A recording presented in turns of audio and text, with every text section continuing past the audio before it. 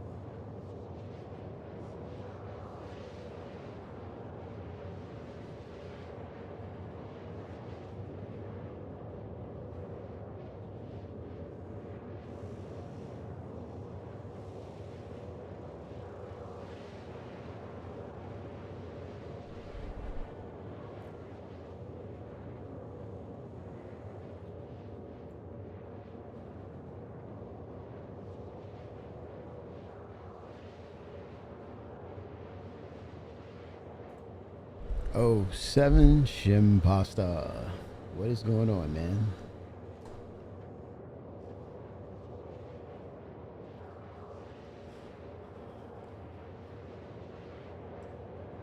It's going.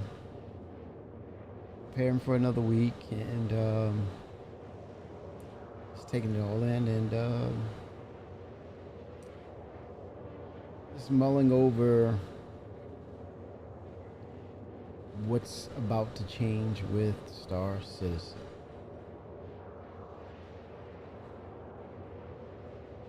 I think we're in for a few surprises and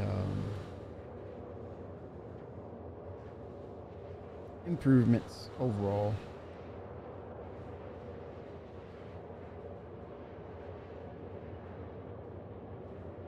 Yeah, and surprising too, fun and surprising because they have so many avenues in which to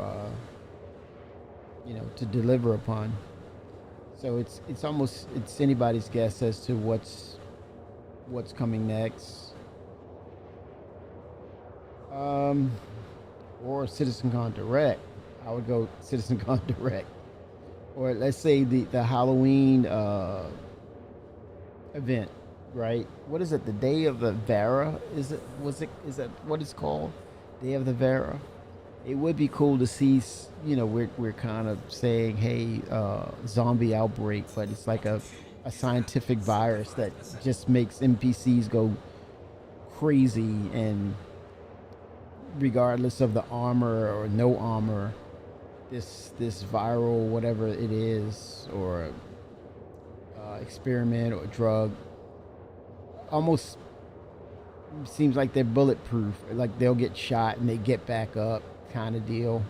And you got to get headshots, man, to really take them down. So that will present itself as something interesting. And if they get close, they bite you. And if they do, you're out. You're tagged out.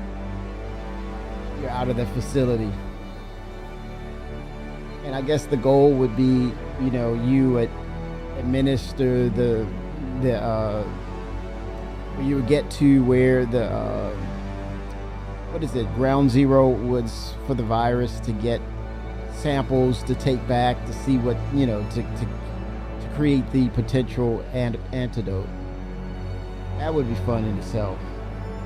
But I know they don't have a lot of bandwidth to make those things happen, but something to think about if they can't get it for this year. Definitely next year to dial that thing up and really do some creepy stuff. Especially with, the depths are coming for Area 18. Kind of do some variant on that. Some variation on it. I mean, just to, Day of the Vera, make it a interactive event. Scale it up as a full-scale mission, I'm up for that.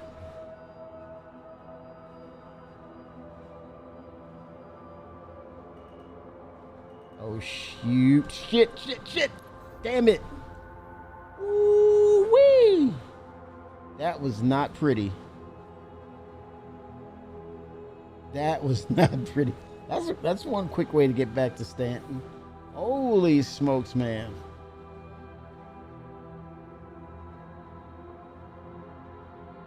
Yeah, the physicalization, a dent in it, a scratch in it,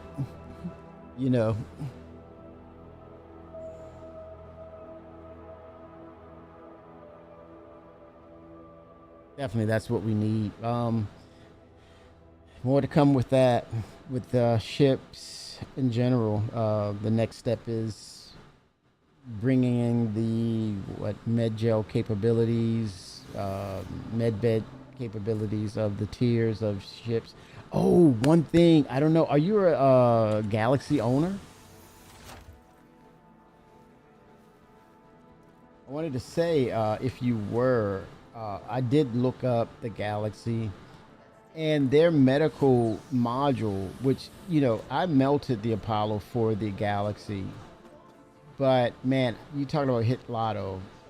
The first one for me was the Galaxy builds bases or homesteads, a base building for a Galaxy. But then I went back, I looked at the Galaxy, looked it up on Star Citizen Wiki, and realized it also will hold a tier 1 medical beds. Oh man, I hit the freaking lotto twice, not once, but twice. I don't care if I have to buy a cargo grid. I don't care, man. Best decision ever, right? Holy smokes, man. Best decision ever. Dude is ready for Microtech, isn't he? Wait till that Yeti get him. The Yeti get him. Wait till the Yeti get him. It's versatile.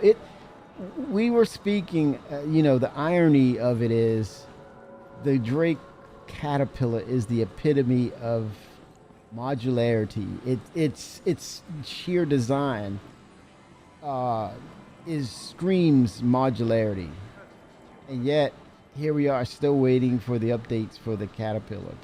But here's the thing, not to Debbie Down it, but by them with the Retaliator and such, this gives them a good way to kind of segue over the validated tech itself, bring it over to the Drake Caterpillar, and come up with some really cool ideas. Maybe the med beds, maybe higher capacity of cargo. That's one. Definitely med beds, cargo, refinery. Right? You have that. You have those same disciplines within the Drake Caterpillar. Maybe some other things. Maybe weapon storage. You have the modules that fit in there, and maybe there's an armor storage module. The different types of armor and clothes that you want to wear, outfits for missions. I think that's something to be said about that. Maybe a lot of ideas. Maybe a pharmaceutical module where you can collect samples of flora, fauna, DNA samples, synthesize it, and you create your own meds. And it spits kind of like salvage. You create the cocktail, and then it spits out its own med pens right on site. So those are some ideas for when they do have the time to really update the Caterpillar. I think that in itself would be interesting. Maybe create small bases from the Caterpillar. Have drones in one of those modular compartments. So yeah, I can see that with the Caterpillar. Maybe a module where you have Gatling guns on 2 on each side, or 1 on each side, for like a drop ship sort of deal. So a lot of open opportunities for the Caterpillar to be really a versatile ship that will generate again more sales for a ship that's already in the game and existing, by bringing in that extra versatility and task capabilities. That would be cool. Also, maybe a module that is just a enhanced shield generator. I don't know, but then that would make it OP though. It's like no. We need to be able to pirate that ship.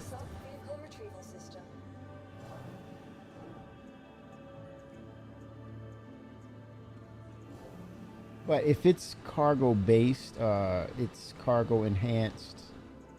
Well, maybe. Well, they're talking about the different variations of cargo. They have to be, you have the sensitive cargo. It can't be, moving around too much. Volatile cargo that's sensitive to heat. You can have a cryo room for cold storage.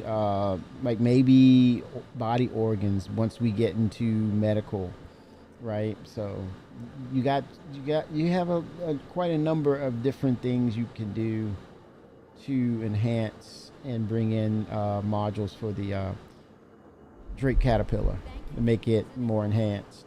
Stanton's capital of commerce. Whatever your transaction, we wish you a beneficial and prosperous day.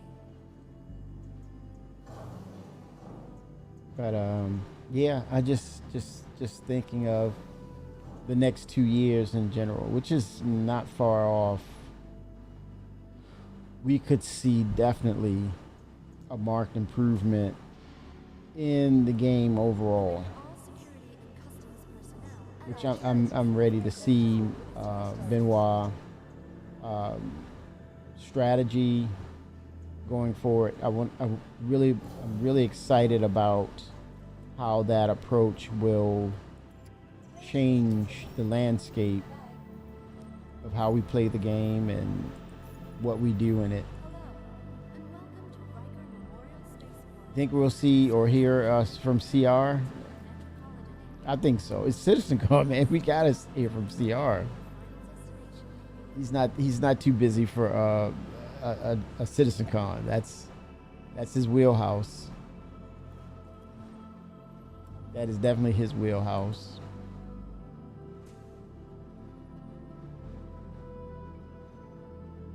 Yeah, it'll be good to see CR and hear from him and Offer amenities such as resort sharing, hear about more rental partners. things they want to do. Learn how you can invest in making our home your new home. Star Citizen is missing a home for players. Low key though, I really hope they put base building into tech preview for Christmas. Well, just the mechanic, right? To see how it works. Maybe not the large, medium, but definitely the small could be possible. Could be possible. I wouldn't dismiss that. And if it's tech preview and it doesn't work well, it's nothing that should, or it won't interfere with the live bill. I think Benoit kind of alluded to tech preview becoming a more so of a hub of making it an environment for more, a push for more features and for us to test. But I think on the Benoit side of the development, it's more about the back end and server stability and resilience, right? And I think the features or the disciplines that the devs have specifically to their departments, it's an enticement, right? It's to say, okay, try this feature, get in the game.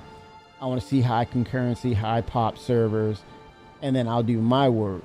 But in regards to features and things of such, I'm also looking at that as well, because now there's checks and balances towards what's being created by the developers, and they have tools now that will better track, good data, the concept or the adage of good data in, good data out.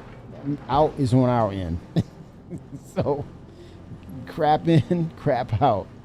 But no, that is the old process, and to the point of it's not an instantaneous process, because as he stated, this is a big operation and it takes time.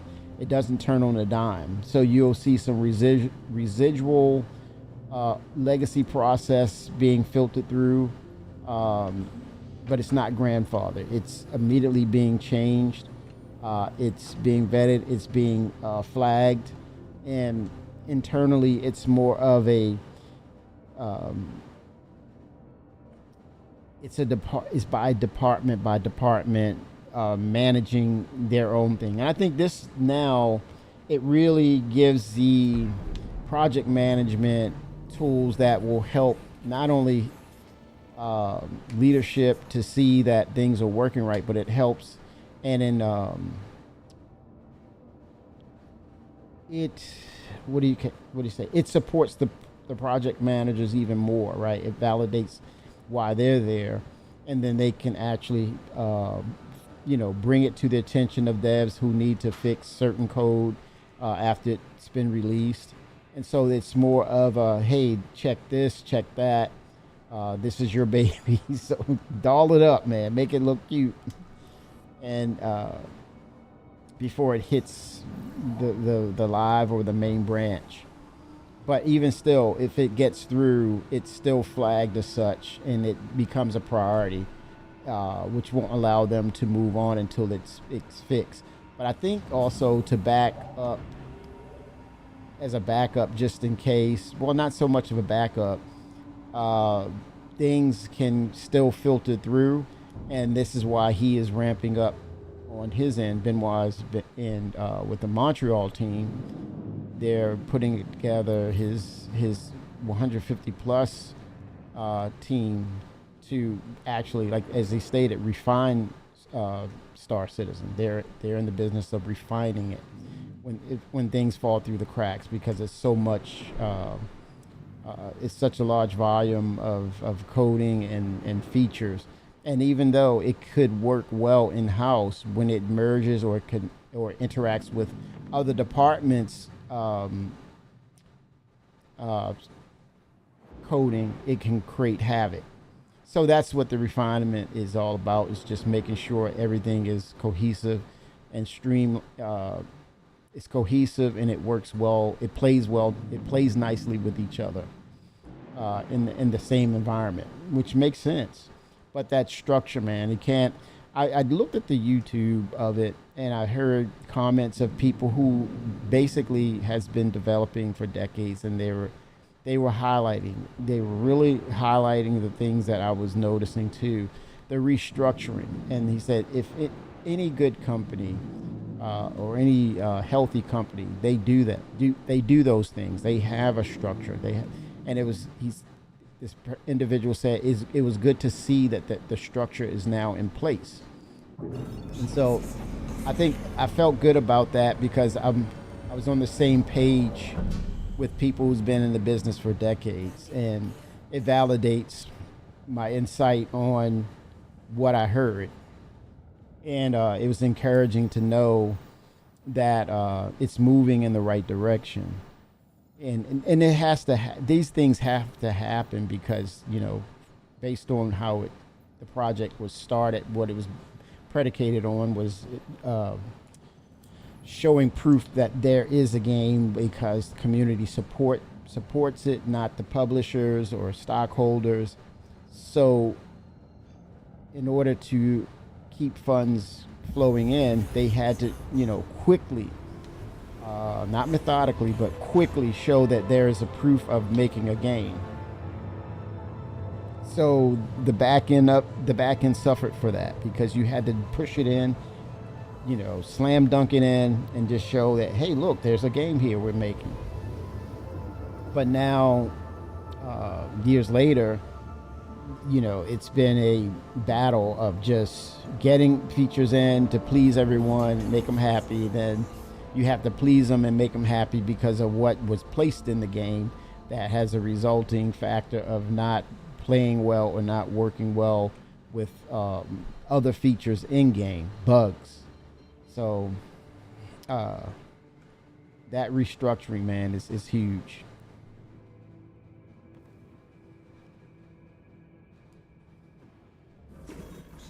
Love my cutter, man. Look at that. That's what it needs to look like. Some sort of a little bit of realism to it. Love it. Love it, love it, love it, love it.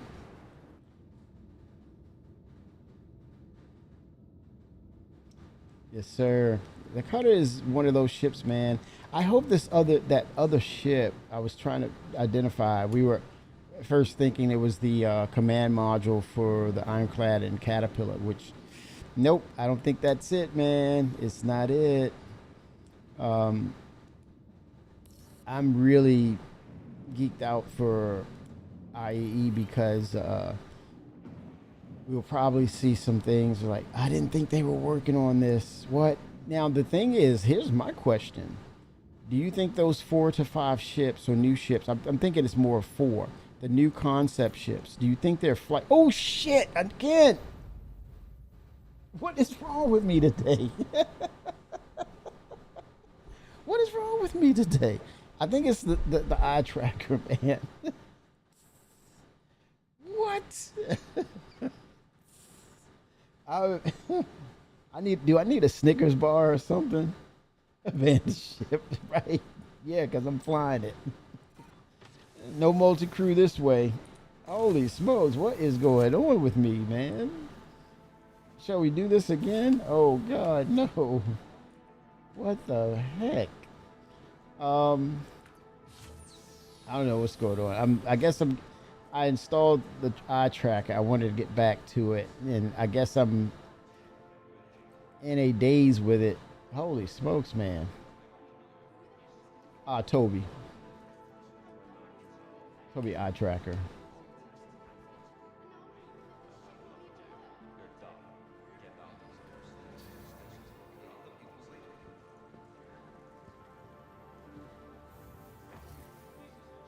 Holy smokes, man.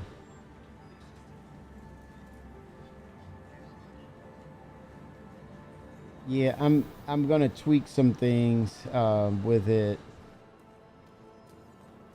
That means I needed to go to my inventory anyway, and I failed to do that. So I guess that's probably why I'm back here, man. Needed to get some supplies.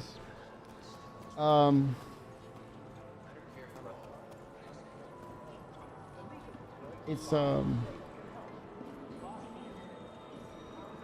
yeah, I think feature wise, they did say we're getting 4 patches. We have 4 left. The density of them, we can only wonder, right? How impactful, we can only wonder what those features will be come added in. And I think there was a statement where Benoit mentioned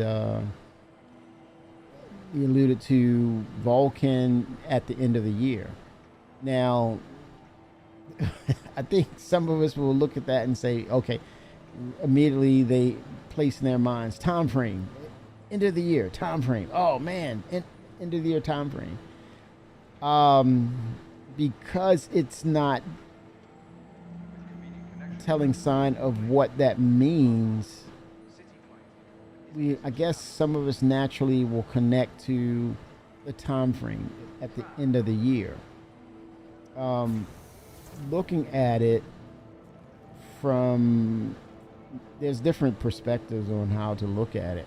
I think one way that I looked at it was not so much of, oh man, that's all the way to the end of the year. That's kind of late at the last minute. Oh wow, you're going to drop this at the end of the year. You're all going to go on vacation, and it's probably going to be screwed up. Yada yada yada. That could be one aspect of it. Another aspect of it could be Vulcan is, they're planning to do a lot with Vulcan, open up Vulcan to support a lot of different things within the game. First one would be what we kind of surmised or guessed was balancing the CPU GPU usages, and how there was an uneven balance of it's bound to one or the other in instances. So this gives them insight as to how well things are optimized, or how badly they are not. But also going forward, they're able to utilize the Vulkan technology to ensure that the cores that we have, they're being utilized efficiently. They work well. They play nice with each other. And then also in turn, it helps them with the optimization process for their software. 07 Finra. Vulkan will open up a lot of performance and also features. What is that? The RTX technology, like the shadow features. You can utilize that, but actually, there's another aspect of it too. When you start to add the features to ensure that it opens up and it's fully accessible and it works well. Let's say you have a potato PC. No one's going to sit here and say, oh man, my computer is 7 years old and this is what I'm running. They'll just say our citizen plays terrible. You'll hear that. Oh, this game is not optimized. It's unoptimized, right? And you hear a lot. You hear some of that. I'm not gonna say a lot of that. I don't know the frequency, but you hear some of that, and that could be a contributing factor. Other contributing factors could be their network provider is underutilized or not set up correctly, or they're just bare boning the bandwidth or the internet access. So yeah, Vulkan can help with bottom line requirements, and it will give some players a boost, or allow some players who were not able to play it maybe a slim chance of playing it by utilizing incremental updates to their PC, like maybe a graphics card or a CPU, as opposed to a full-on brand new system build, right? Which can be expensive. It's still expensive. I think that helps. That's another advantage of what Vulkan could potentially provide. And that's by the DLSS scaling, right? You can upscale it to make it, play better. I think that's very important.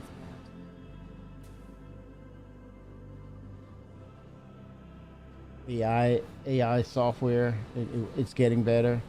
They're shifting their processes for things to the graphic card via Vulkan, incorporating. Yeah, it's opening up to a lot of things. And I kind of looked at the latest missions, the Onyx missions, and seeing how that played out, and where, man, can you imagine if the AI was really utilizing better optimizations and really leveraging the AI potential of NPCs in game?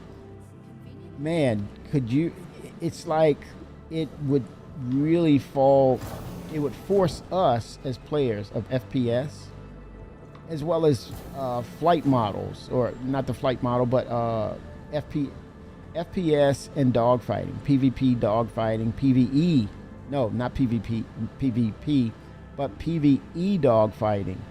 That dynamically and potential changes a lot of things, whether they're pirates. Okay, speaking of flight, dogfighting, PvE, whether they're pilots of backing piracy or backing the UEE, such as bounty hunting or just providing security.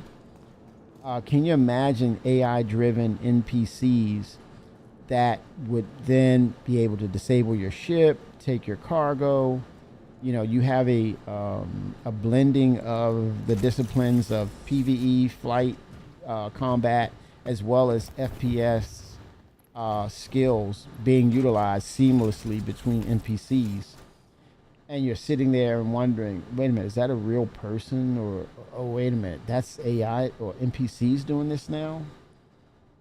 And I think that's what they want. They want to, and I think that's the beauty of seeing the development. I think there's a lot of attitudes you could have towards seeing the development. Yeah, there's ups and downs in it, but there's some positivity in how they develop and improve upon. And we're on the cusp of technology just really taking that next leap forward. I mean, immensely. And they want to be at the forefront of it. CIG wants to be at the forefront of it due to the fact that they are currently developing. It's like some people see it as one of the handicaps, but I think CIG, Chris Roberts and all, they're looking at it as an advantage because they're able to um, encompass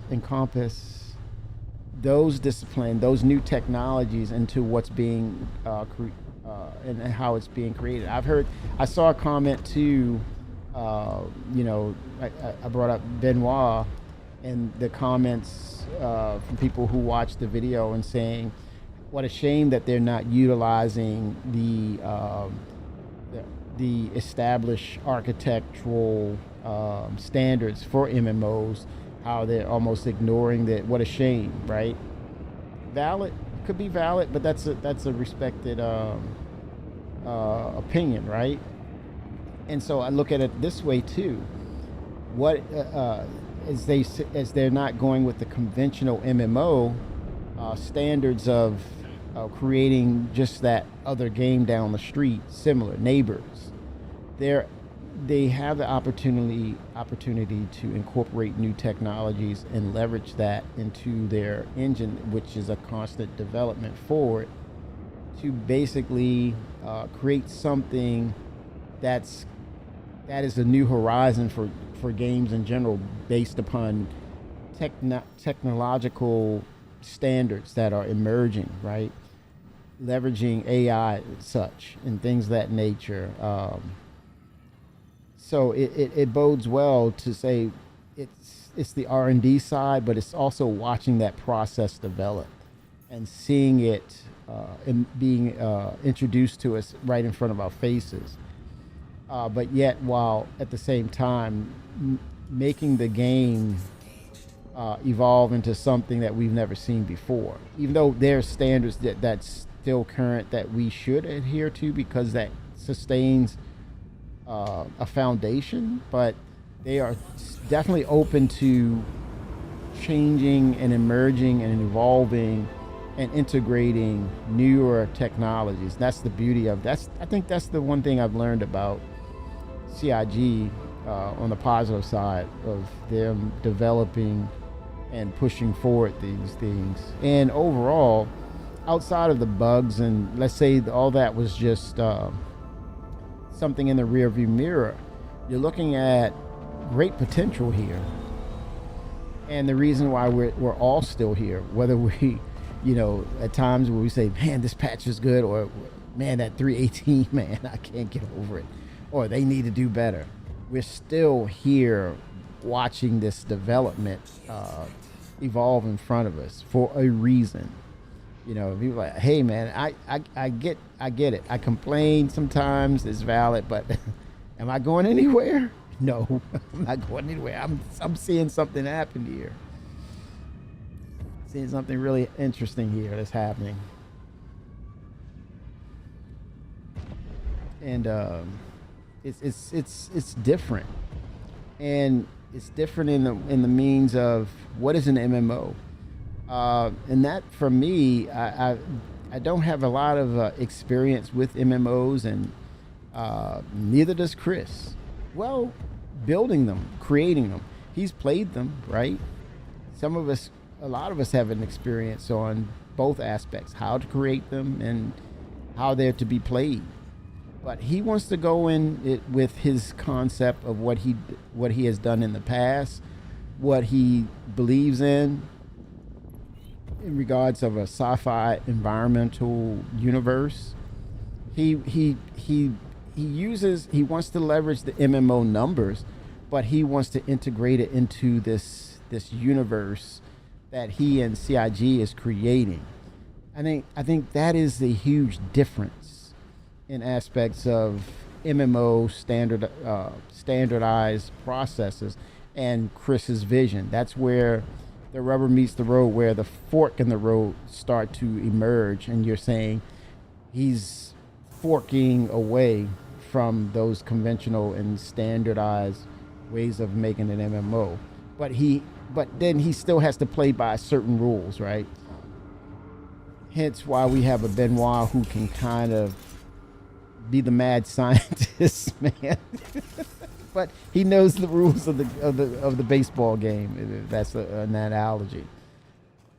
But he wants to throw a little cricket in there too, right? With a splash of football. but he knows the game rules. Blackwater Go 07. What is going on?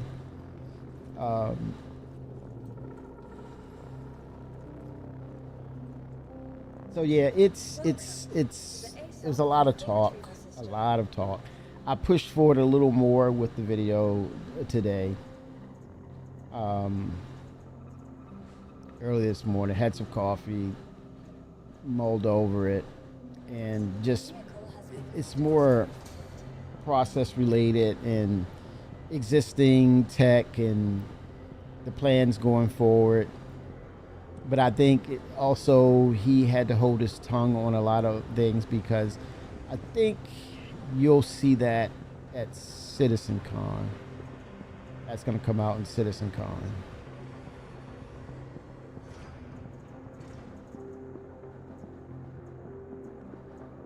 And I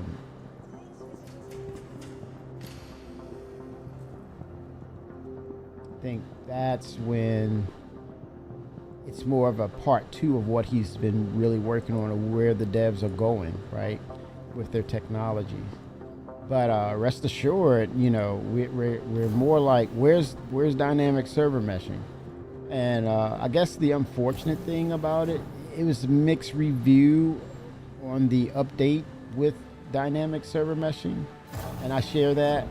But I say mixed because you look at dynamic server meshing and you say, okay, where are we with the entirety of it, or the established process? And so you didn't get that fully, and I think that was the disappointing part. We were like, where's dynamic server meshing, the full entity itself? And I think the answer was unexpected, because he said, well, it is right now, we're working on it, right? So it's like, oh, we're working on it. What, that means we gotta wait. He's working on it. So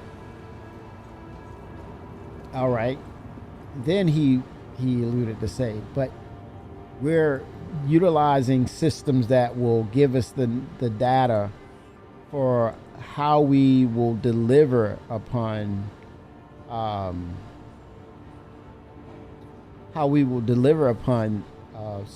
dynamic server meshing, right? So we're like, oh man, right? Okay. The other part was, well, that in itself is basically saying we're using this that has high concurrency. We need to do this because we're seeing that bit of data. And so all that combined results in how we go forward with dynamic server meshing. The other part of it was, well, you're seeing dynamic server meshing. The elevator debacle, I say debacle, but the elevator pain in the butt that's been just terrorizing us for quite some time. Bits of the new process is dynamic server meshing, which will continue to report so that it can fulfill what the full process and full implementation of what dynamic server meshing will become. So it was kind of like, well, okay, yeah, but all right. It's like, okay, you got me, man. All right, I gotta wait and see. In other words, I gotta wait and see how this thing plays out. But it's one of those things of where is dynamic server meshing? And he's like, look around. It's bits and pieces already, but it's not here yet. And so, the concern is how far reaching, or how far do they have to collect, or how much data do they have to collect in order to implement it further, right? To implement it further. Okay, that's at area 18, 13 minutes. I'm gonna crack it down to 4.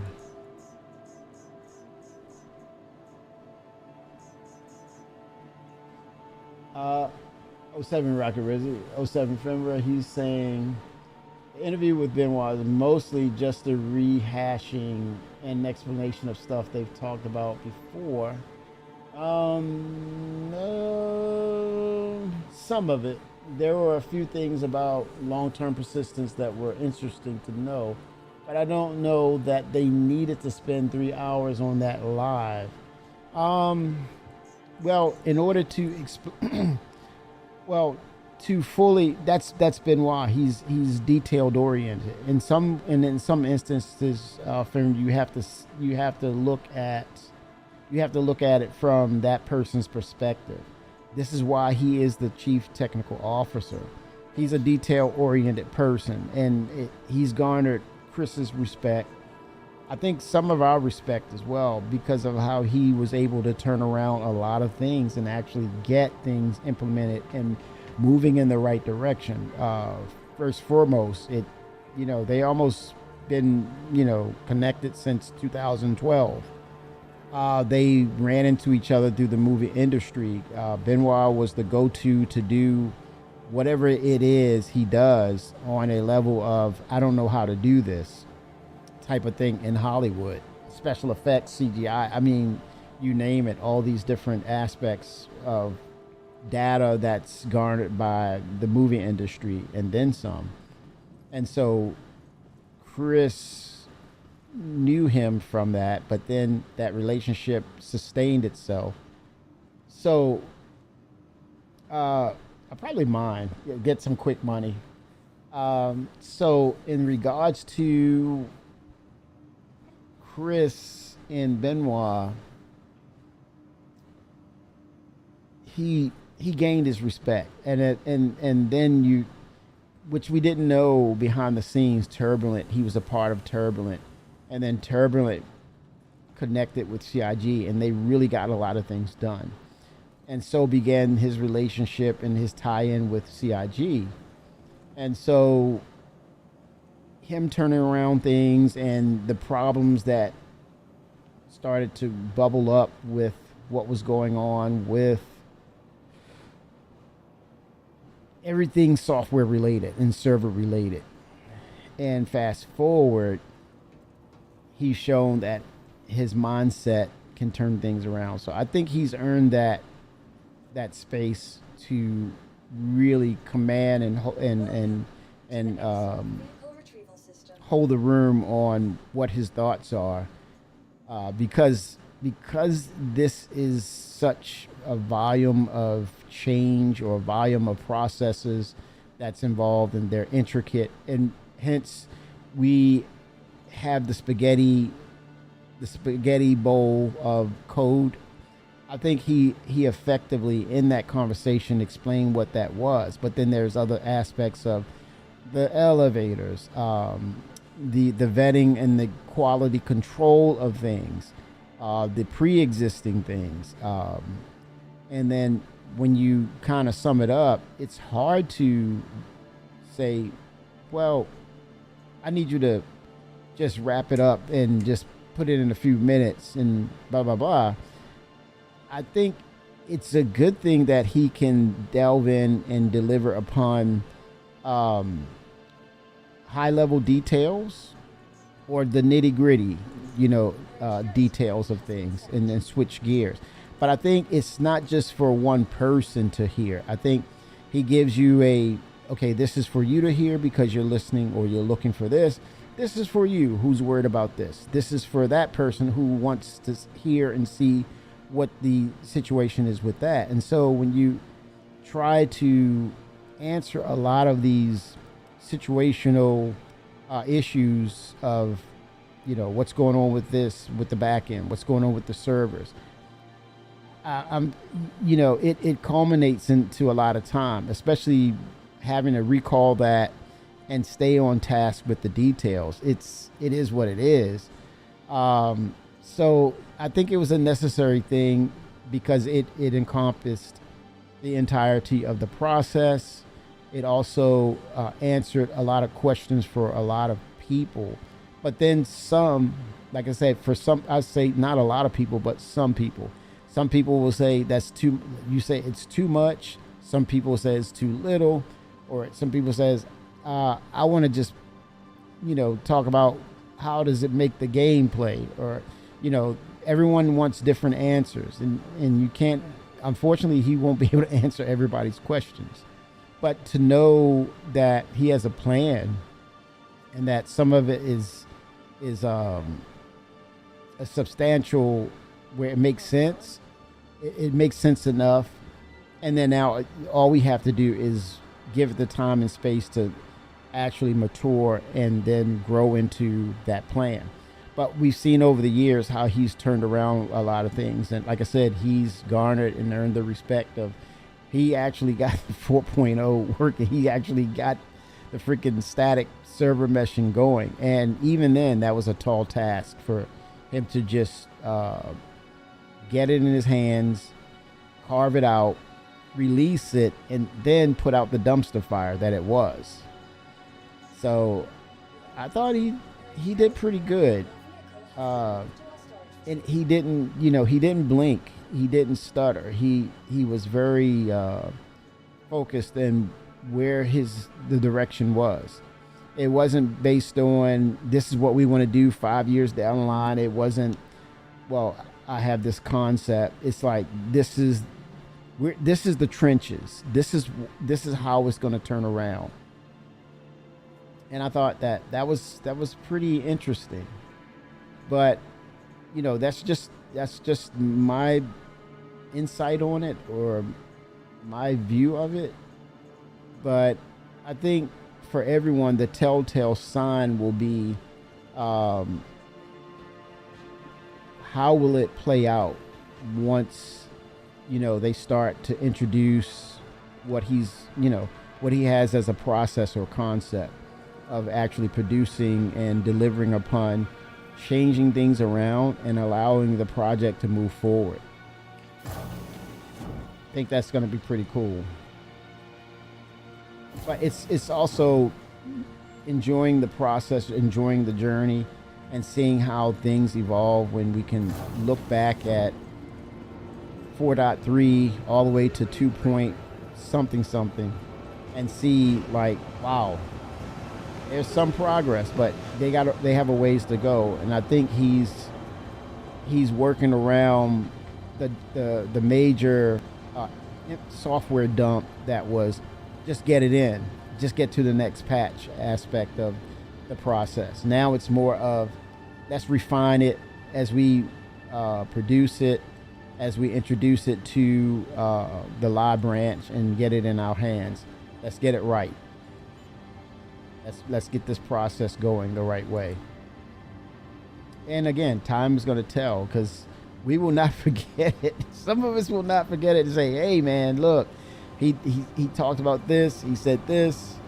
So we just have to hold and have that patience and understand that, like you said, it doesn't stop or turn on a dime. It's going to work itself out in time. But it was encouraging to hear, and everyone's not going to be convinced. He's got to prove himself, right? He said, okay, you're a CTO. We're going to see how that works. And we've been waiting for this for quite a while. So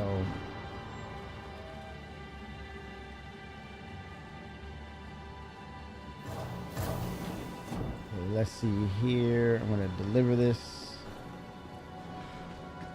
Welcome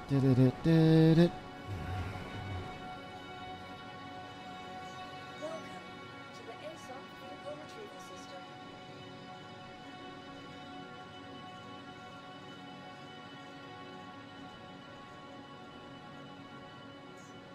Vehicle selected.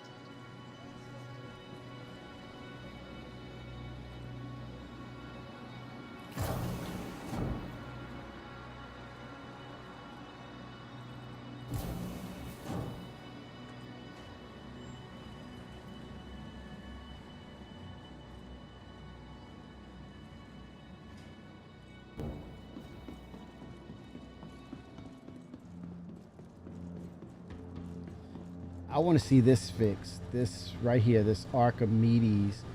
But what you're seeing is they would really have to go in and change the back end of this ship, and just basically it should be it could be a small grid or a hangar back here, which would have a little bit of room. But I don't know that connecting module, man. I question it because as you play it, you play with the ship, it eventually disappears. So it's got to be something that's going to persist.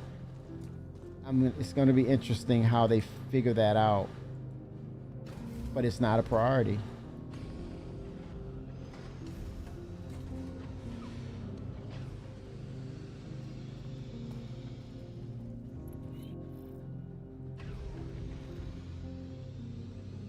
But yeah, again, I was happy to find out, looked up the Galaxy, and the Galaxy has, I think, 6 beds as well. Very similar to the Apollo.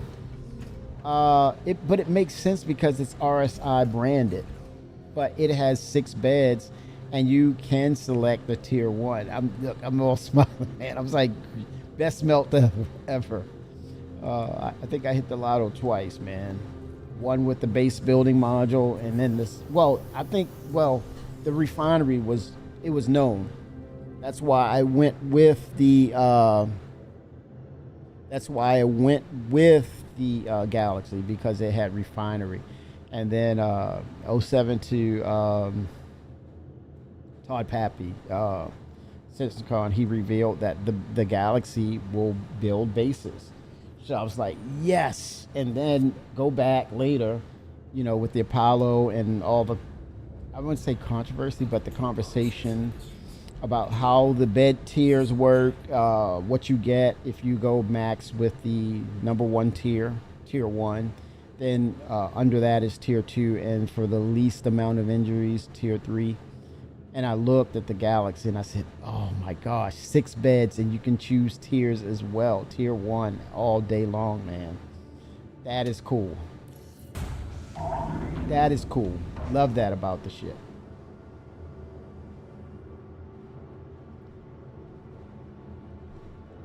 But I don't know, are we going to see a preview of ships for next year? What's coming down the pipeline? After IAE? I would think so, because it's CitizenCon. I definitely would think that it wouldn't make any sense and you don't hear anything about ships, because that's its main source of revenue for the game.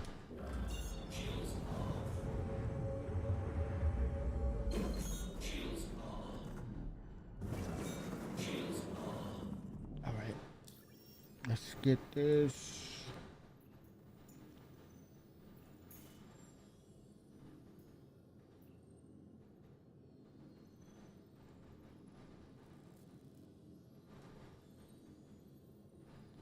Okay.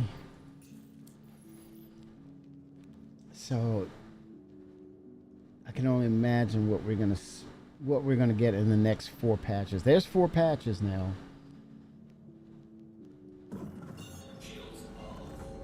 How robust they will be, don't know.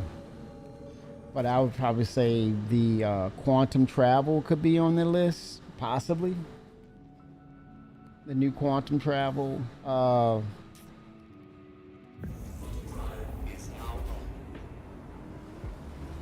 That's one feature I think that's possible. The FPS scanning, that's possible. New scanning for ships, that's possible. And one of those 4 patches before the end of year, or at the end of year, the possible 4 patches.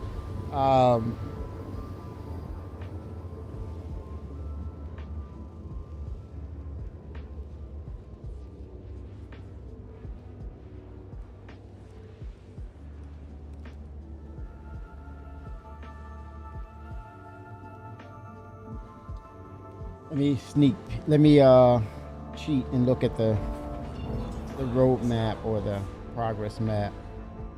Gives me a little clue as to what makes sense or what's close to being released.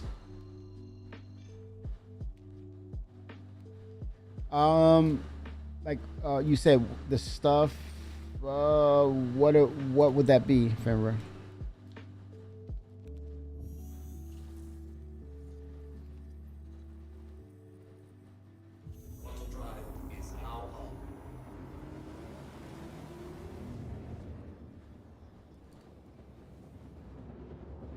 Specifically, updated star map. That's possible. That's possible. The interaction system. I'm not sure about that. What is that? Let me look. But I'm thinking, what about the hand walking mechanic, the zero gravity hand walking, taking away the booster? It's a utilizing more of the what is it, the utility tool that will, it's like a grapple that pulls you, more of that evade push pull. Yeah, that's a possibility now, because that's been that is a validated piece of Squadron 42. That's in Squadron 42. That's a possibility.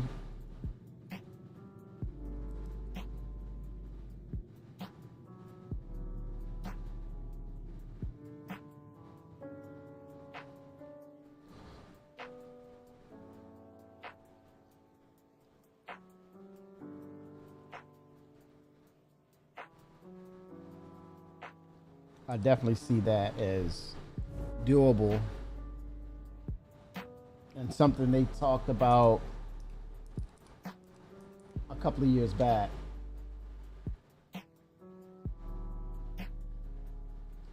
I think some of the features, I think there's some features, if it connects or if it's related to something that they have to have before it, I doubt we'll see it until that main or that foundational piece is in.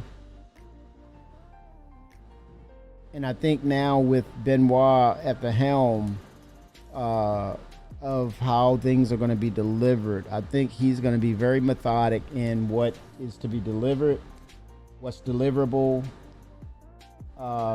because he doesn't, again, he's not going to fall into that, hey, this is buggy as hell, or that. He's going to make sure that whatever's released, it's not causing calamity to the live build. Hence, he may circumvent that by introducing the preview tech and adding more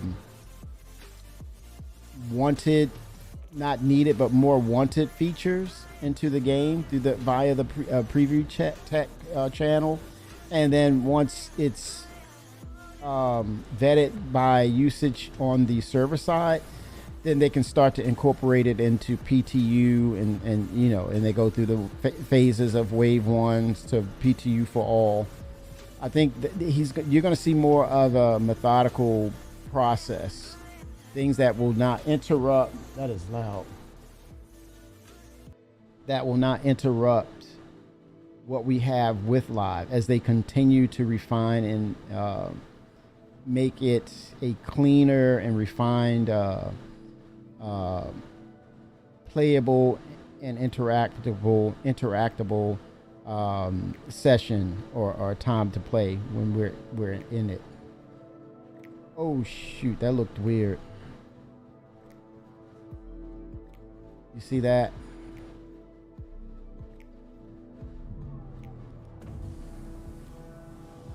And that's another thing they mentioned about the hangars.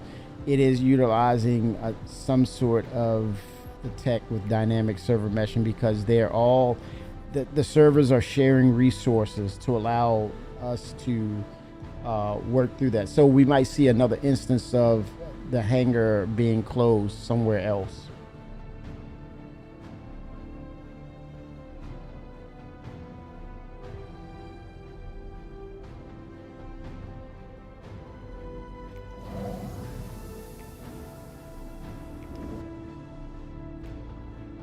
Oh, let me do this.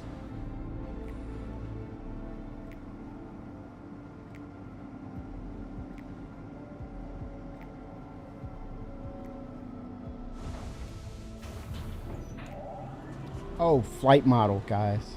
Flight model for sure. They're going to introduce some things, I'm sure. Flight model is on deck. I think more aspects of the control surfaces, right?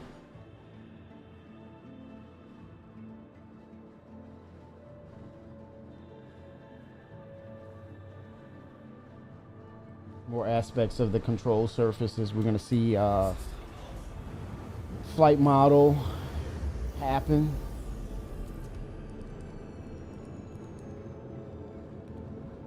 I don't know about Maelstrom, because I think Benoit mentioned some things about Maelstrom. I don't think they're there yet with it. I could be wrong.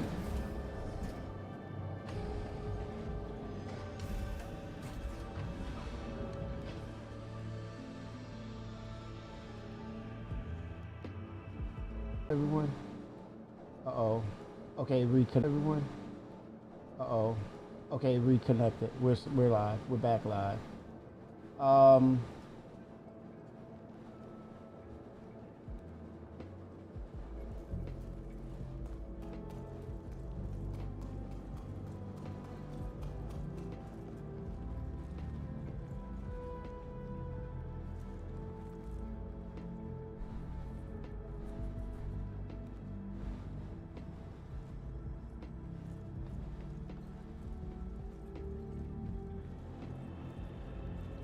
So it says we're for 4.3 AI. This is AI based. This is a feature that's not yet out, but they're working towards 4.3.1, I think. AI FPS turrets. Okay, they're committed to the NPC drop ships. That's going to be a thing. Okay, I got to step away from this. Go back to it. Interact. Bring it up. Okay, there we go. And introducing dropships in Pyro, defending outposts and deploying reinforcements when the local population is attacked. I think that goes to both sides, right? If you're in a criminal located place, or if you're looting a place. Character 6 entries. Sniper, that's released. Wicklow combat stealth suit. ASD light combat stealth suit. New hairstyles. And there's another one, the 4.3.1 hairstyle is committed. Heavy utility armor, that's committed. Core tech, ladder improvements, that's been released. Dynamic snow, it's released. Gameplay. Committed. That means the Apollo, implementing MedGel and expanding the overall medical gameplay loop with deeper mechanics around respawning and tiered injury treatment. It's a thing now. It's here. Onyx facility, that's released. Committed. The 4.3.1, that's the finale. Right, we know we're gonna find out what the Doctor has been up to. Via on Addison's watch, she's all about that technology and science, and now we see how it's gotten out of whack. He took it too far. He went off the rails with this stuff. The ASD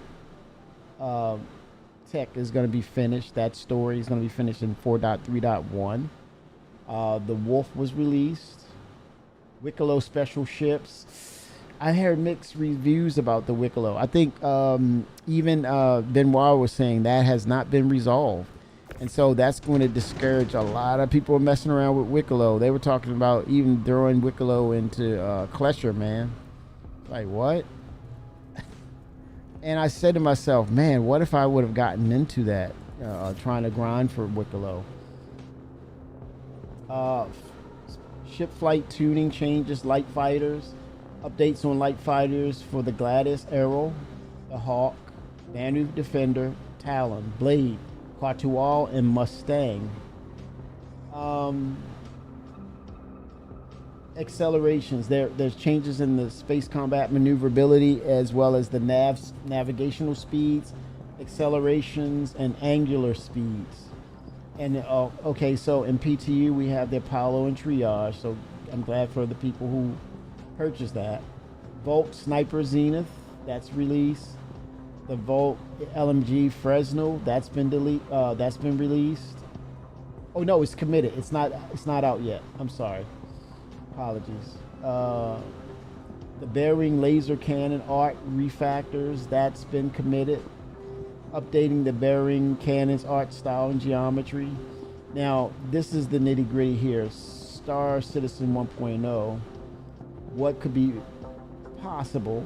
Okay, I'm gonna put it out here. Releasing audio mode, a systemic solution for expressing game audio in depressurized states through effects applied to audio and an increased emphasis on the resonance of sounds through surfaces and physical contact. In other words, have you guys seen the Expanse or any series where you see the actors put on a space helmet and you kind of have that kind of a closed-in sound, like you're in a with a helmet on, and you can tell you're inside of a helmet type of deal, that kind of thing, sort of. I think that's also that depressurized states and those special effects. So I see that coming, right? I don't see dynamic server meshing being a part of it. Star Audio, a new suite of tools and tech aimed at improving the quality and fidelity of sound in Star Citizen. I think that could be one of the things in the patches to come, potentially, right? Global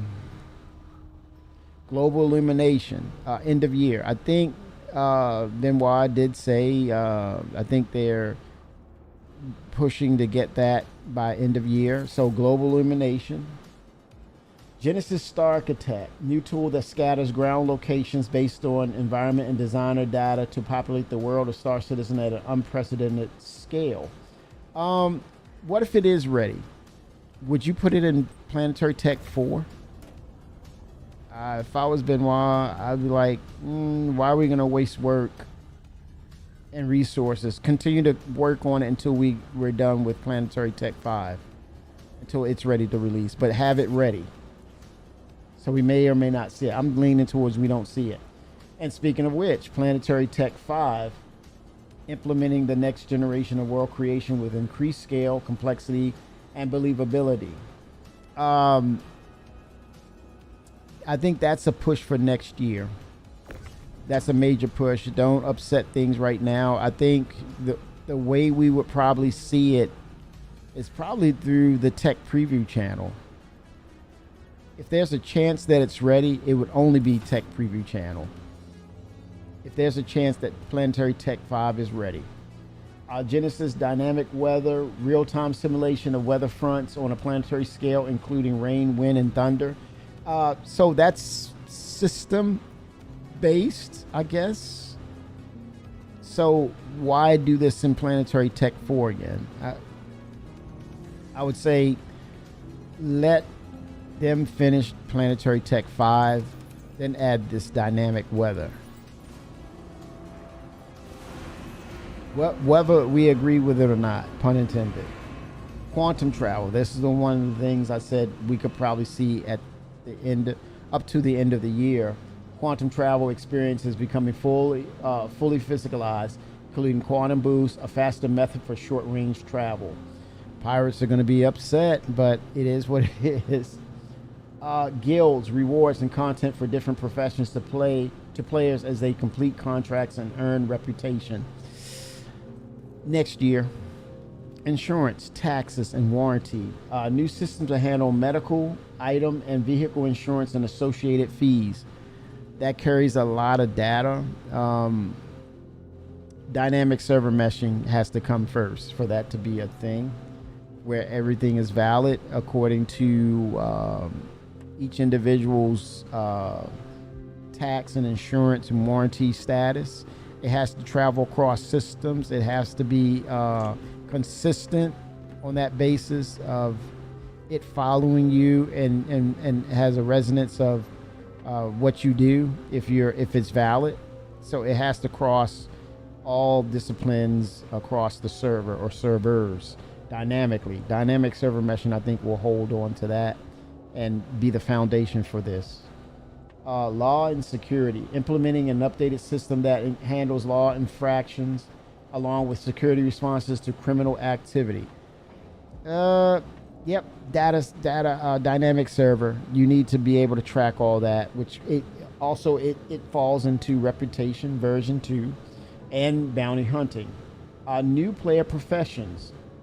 Addition of new player professions to the persistent universe. Okay, and then I looked at the detail. Addition of new player professions to the persistent universe, such as builder, crafter, explorer, athlete, and more. Next year.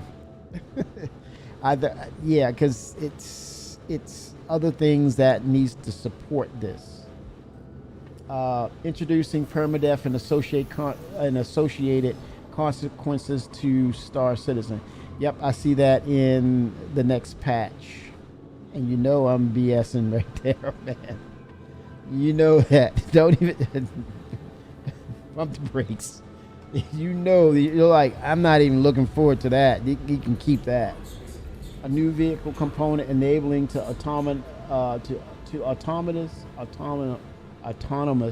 operation of various aspects of vehicles such as turrets. Isn't that AI blades? So I see AI blades coming. I see that coming, AI blades.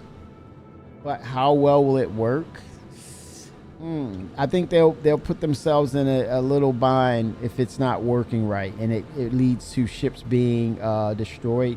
I see that as a tech preview until they can get server SPS got to get higher through optimizations. Desync has to go way down, but I see them thinking about, should we try this? There's a chance. Item misfire and wear, adding depth to equipment functionality with item misfires and gradual wear, requiring regular maintenance to ensure peak performance. This to me says these item misfire and wear, that's Maelstrom, that's physicalized items. And even, I think it far reaches just items and weapons. I think it also reaches into the components and controlled flight surfaces of your ship. That's falling into the realm of crafting. You craft something, it's at 100%. It goes through wear and tear. So yes, that's probably later, next year. Fire hazard. Bringing fire hazards to ships and environments along with fire extinguisher mechanics, requiring players to manage and extinguish blazes before they spread. That's a slippery slope because physicalization, damage, wear and tear, it follows suit to that unless it's some sort of placeholder. But I think if they release that, it will require more work, more rework, potential bugs and issues with it until things are physicalized, right?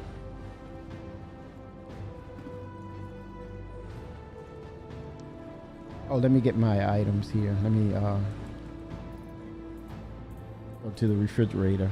I go over here. This becomes a refrigerator. Sustenance. This is my refrigerator. Yeah, I only need one to the refrigerator bin.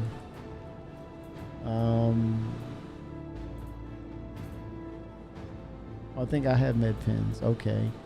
Ammo. Do I need ammo? Oh crap! I need ammo. I'll get it at the station. Armor. Change my helmet out.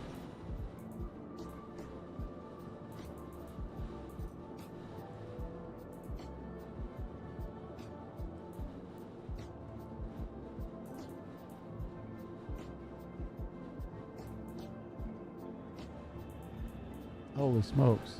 Oh, my armor's probably over here. Oh, wait a minute.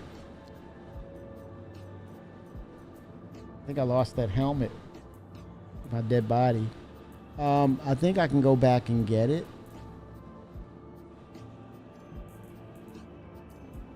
I can find it. Do I have my marker, def marker? No, I lost it. I don't know. Maybe. Okay, let me head back. Let's see. Do I have my Lux?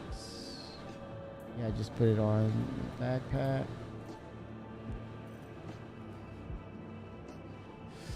All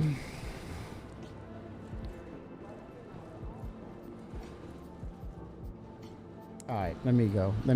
Let's go. Let's get going.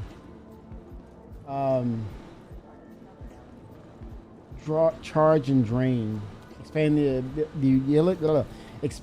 the utility of the multi-tool with the ability to drain and transfer power between objects, unlocking new puzzle solving and support roles. I can see that with these new missions that are coming. I can see battery usage being a thing. I think they can implement that. Life support. I think engineering, that's part of engineering, I guess. Integrating life support systems into ships. Making oxygen management and environmental controls critical for survival. I think that'll be an aspect of base building as well, because you need modules, you need components to supply oxygen in no oxygen locations for you to survive in your environment. And here we go, engineering gameplay, which they want to get out by the end of the year. Benoit mentioned that with the tech preview channel first. Introducing dedicated engineering roles aboard ships, allowing players to actively manage power distribution, repairs, and system efficiency in real time. I think we're going to get a heavy dose of that come CitizenCon of the actual mechanics. I think a refinement is probably in order. You'll see that potentially.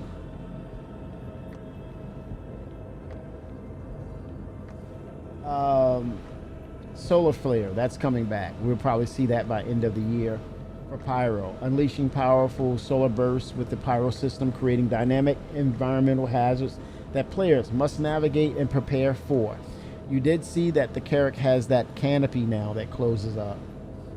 Vehicle radar and scanning rework, we may see that by the end of the year. Reworking vehicle radar and scanning for all vehicles. I think they're scrambling to get that in. And I think it'll come down to the finish line for the end of this year. FPS radar and scanning. That was another one we mentioned we could see before the end of year, right?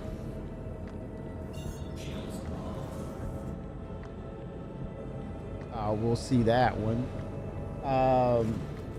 First-person radar and scanning gameplay, improving situational awareness and bringing new tactical gameplay. Oh, it's about to get rough and ready. In-flight control system and control surfaces. I think we're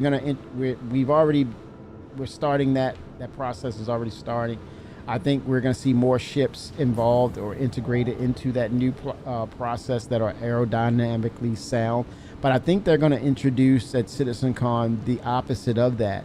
VTOL-enabled ships. It's like those VTOLs. They did give a little hint about the Aurora getting its rework. So the Drake Cutter, the Valkyrie. What's the variant of the Valkyrie? Where the engines can rotate. The Cutlass is going to be like that. Let me say, are we ready for fire and life support and all that?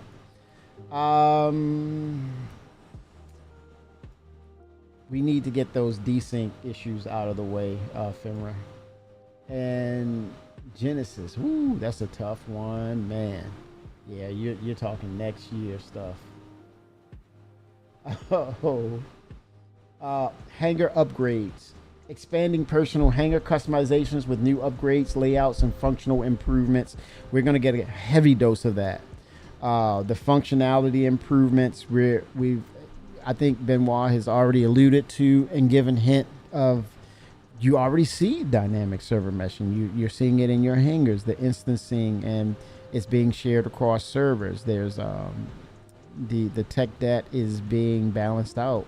So now they're going to build upon that. So I see that for the end of the year. Hangar upgrades for sure. I could be wrong, but I'm saying for sure.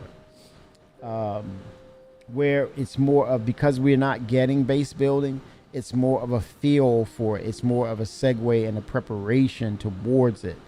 It's gonna feel good. Some of us are already, taken to decking out our halves, and you're seeing more persistence with your own hangers now. It's to say, get ready. Here it comes. Right? It's on its way, which is really cool.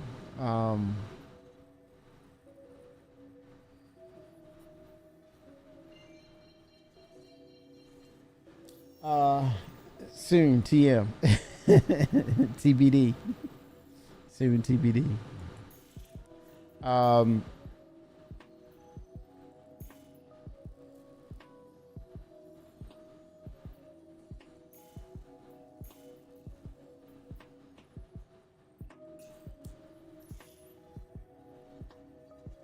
right, let's see. It doesn't want to see this. I'm so upset about this thing. It's like this game is not about riding on rails, and yet here we are riding on rails. Isn't that crazy? If you can't get the rail aligned, you're not going anywhere.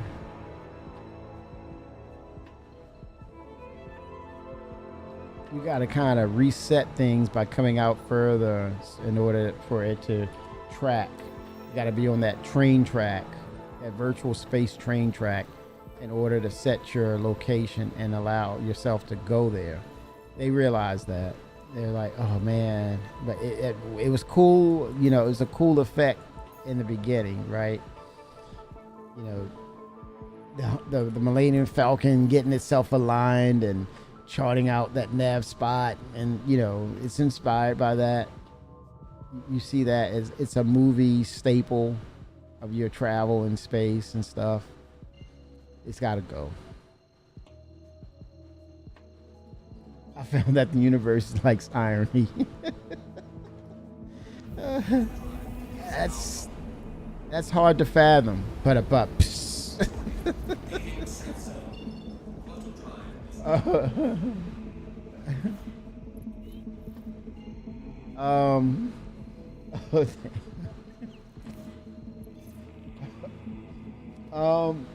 yeah, the hangar upgrades is going to be I think that's going to kind of keep us a little happy, because you're going to get that persistence. You're going to kind of get a feel for what base building will be like, having your items laid out. Hangar updates for sure. I think we're getting that before end of year, or within those 4 patches, I can see hangar updates. And then, lo and behold, marketing is going to be a part of it. But I think it's going to be some cool items. Yeah, maybe it could be the tech behind it could be its own specialty of the cargo grid, right? Because it's entities such as furniture or a set piece that belongs there, right? So it will lock and stay where it's supposed to. Maybe give it feet, invisible feet that will allow it to lock in and be upright. Kind of like utilizing the cargo tech, the cargo grid tech that way. The sewers, yes, Fenra. 4 patches.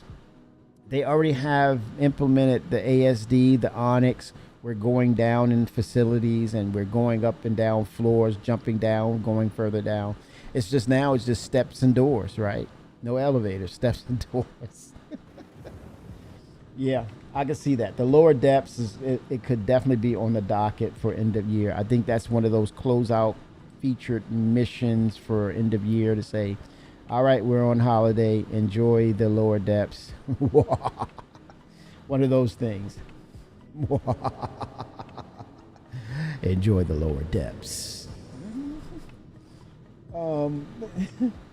Yeah, it would be cool. I think it's one of those things where you're instanced, and they can get instancing in and kind of, again, Benoit. He gave that little nugget of we're capturing data.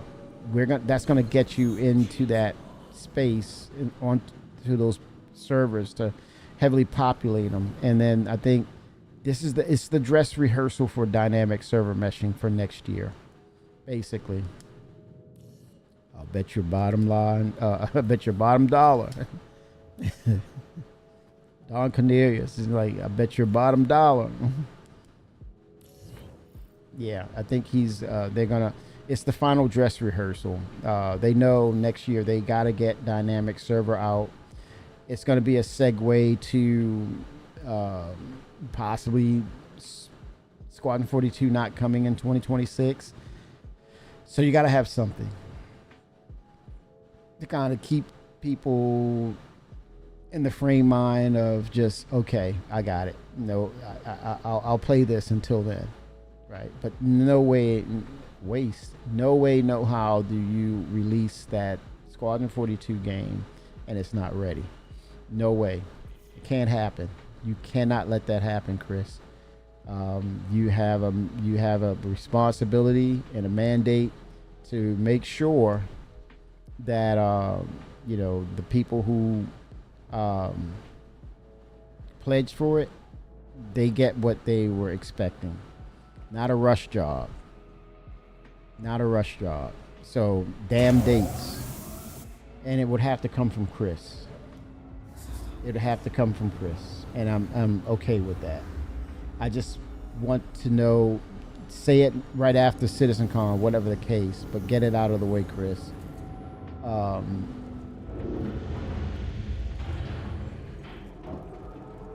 totally okay with it, because I play it. It's got to be seamless, man. It's got to be right.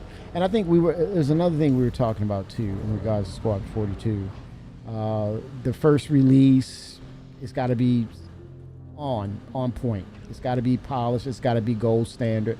But I think I would say, or suggest, or ask CIG for chapters 2 and 3.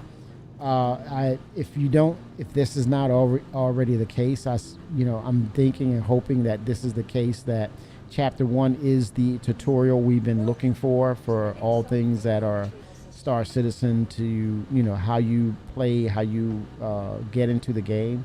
And so it also incentivizes more people to want to play it, because it is the segue or the opening act to how you play it in the MMO. I really hope that is the case. Oh, the pirate code thing.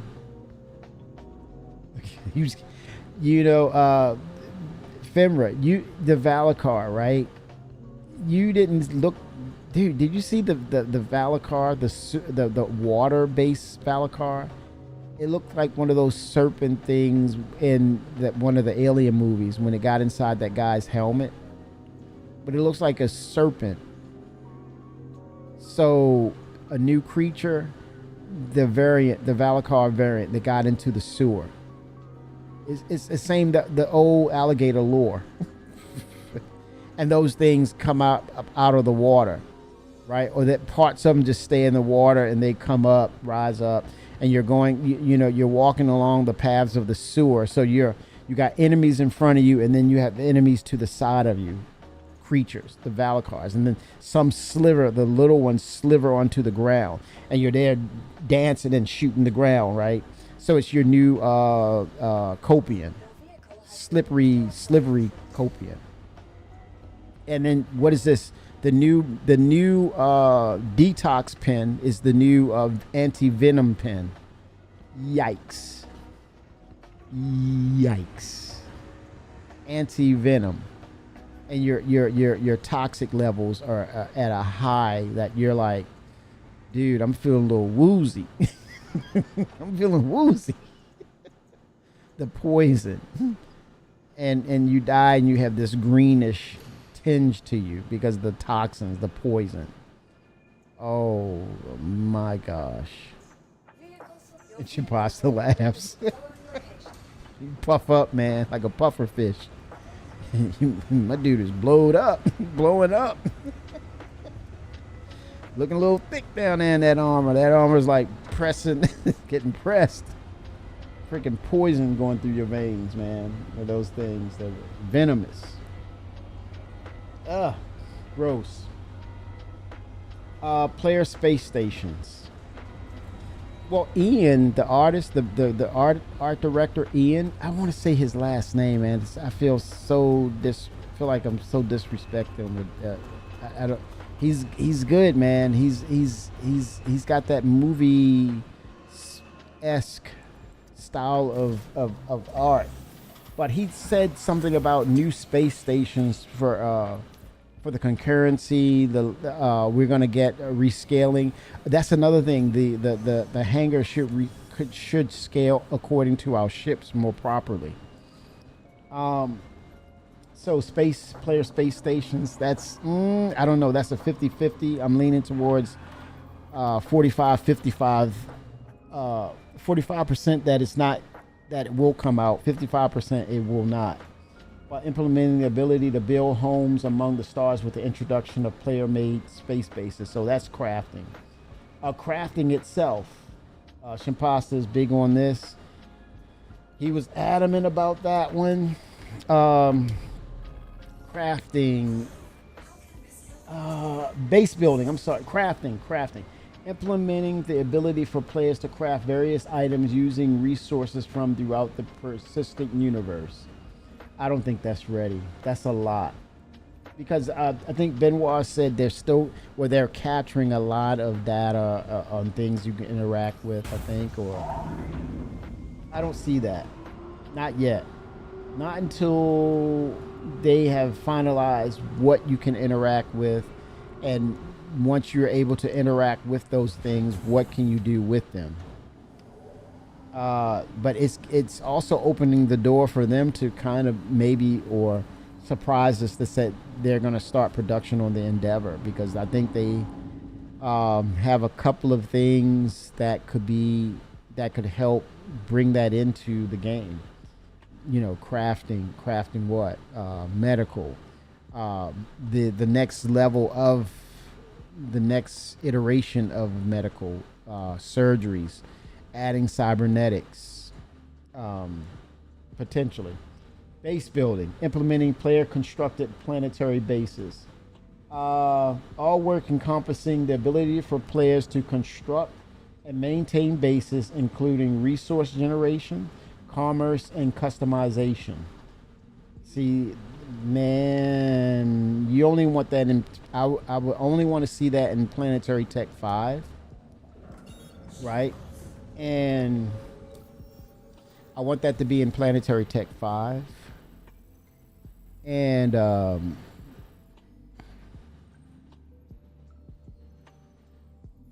so the visuals are nice and crisp.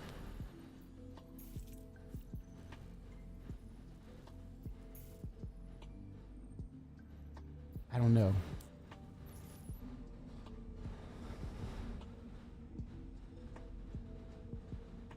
Yeah, base building. Tech preview as a sample for testing, and they pull it, and they start it next year. It would be interesting for them to. I don't know if would be a Benoit decision. Let's say I get to be Benoit for 5 minutes.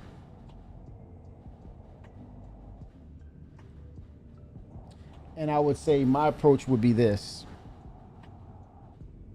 Tech preview, small bases, right? The next step for next year, first quarter, small base building. A quarter after that, the medium-sized base building. Tech preview again. All the while, I think Pioneer may be ready for the next IAE come November or end of year. So coincide the extra large and large base building functionality not only for the Pioneer, but for the Galaxy, as well as this Star Lancer BLD, right? But you'll have the little surveyor, little floating pushy thing, surveyor pushy thing, to build your small base and tech preview. First quarter for next year, second quarter, the medium size, and for the end of the year, large and extra large for all disciplines across the board, which will be the Pioneer, the Galaxy, and what is it? The Galaxy, Pioneer, and the Star Lancer BLD. Extra large and large base building, end of year, next year, 2026. I think that would be cool. I'm hoping that's doable and it makes sense. If I had to be Benoit, that was my 5 minutes of being Benoit. New missions, location, repair. New mission types introducing repair mechanics, requiring players to restore damaged outposts, first debuting in Pyro's Lawless Frontier. We'll see that. I think we'll see that before end of year. We had a little basic of it with the mission in Onyx. So you have the repair salvage tool that can come in and do basics of that. But I think it's a tier 0. They get to add more, incorporate some of the things from the multi-crew engineering aspects. So, yep.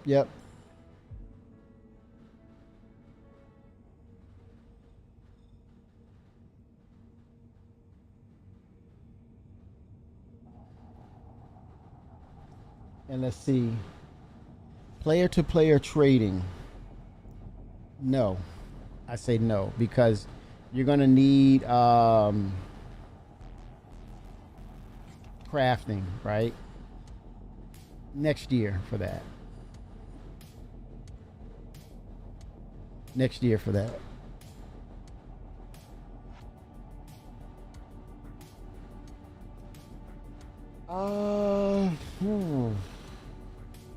Player organizations. Nope. You need the numbers to support that. Implementing the ability to create and fully manage player organizations, including a dedicated Moby Glass app. Wait a minute.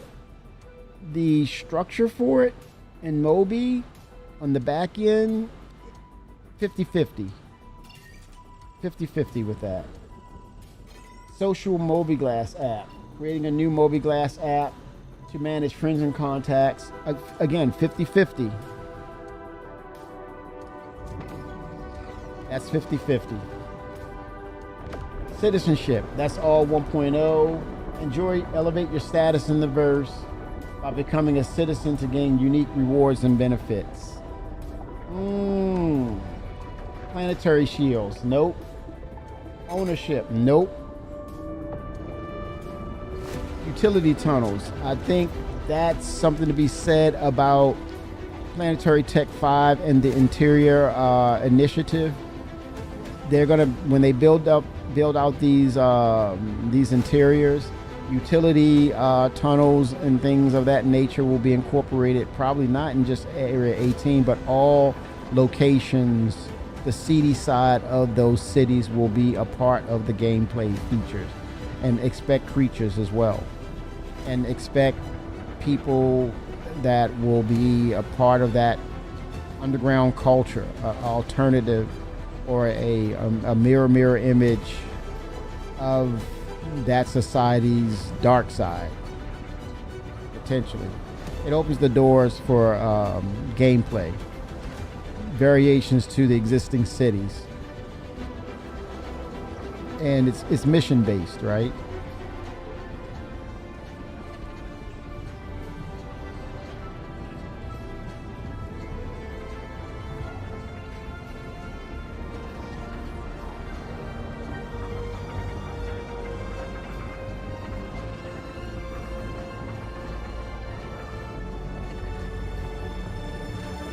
Yep, quantum travel. I can see that. Imperial Sports Federation. I don't know about that. the council, organized as the governing body for legality. The council is a collective of syndicate gangs and outlaws who mandate criminal activity throughout the system. So there's an order. You can't just be a maverick. They're going to come and get criminals or pirates who kind of like do things on their own. It's kind of like saying you're in someone else's territory doing things on your own behalf. And I think the one thing that could support that properly would be, I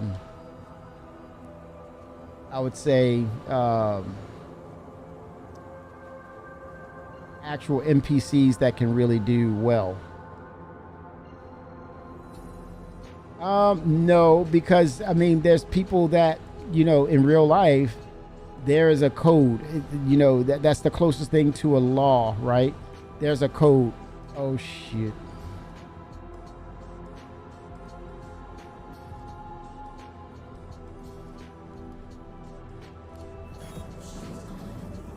There's a code. Come on. Slow it down, man.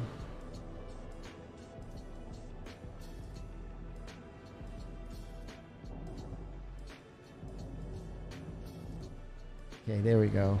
I think that's my dead body. But yeah, the council is basically who you have to answer to if you are doing illegal things outside of or inside their jurisdiction.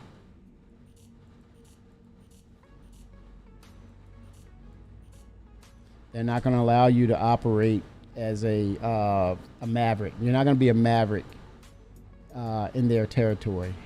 You gotta you might have to give tribute too. So I think that's cool because I think there has some realism. There's some realism to that, right?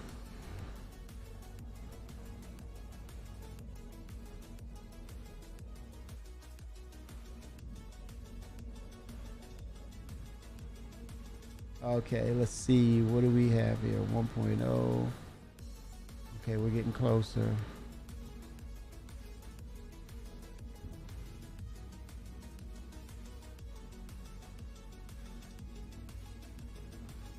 It's got to be my body when I crashed.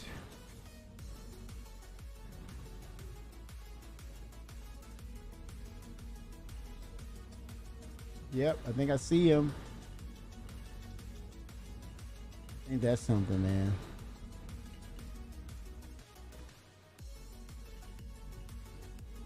Yep.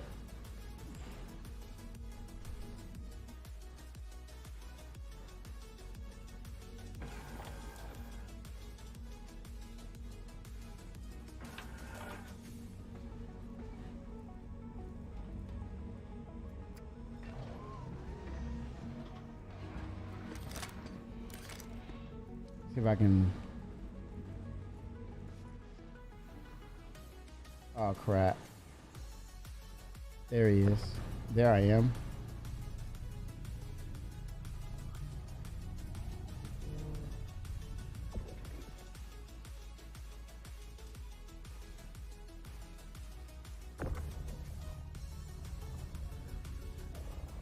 T-posing.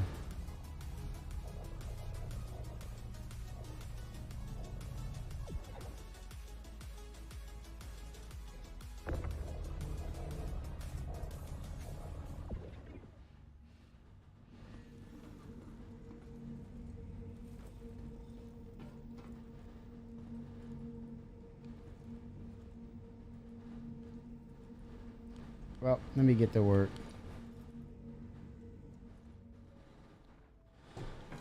Mercenary Guild 1.0 stuff. Academy of Science 1.0. United Resource Workers 1.0. Same thing for Transport Guild. Building Interiors.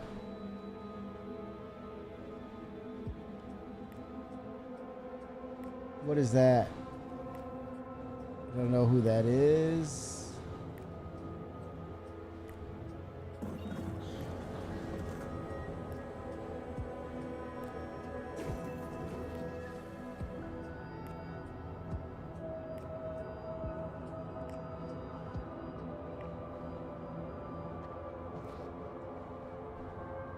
Let me get a mark real quick.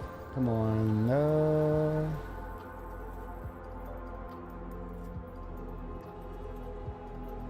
I don't want to slam into a damn asteroid. So many freaking asteroids, man.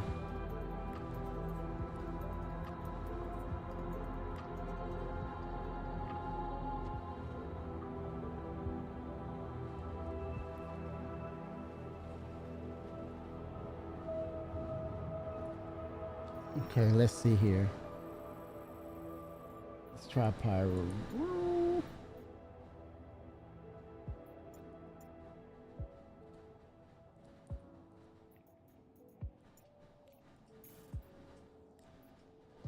Oh, that's a jump, dude.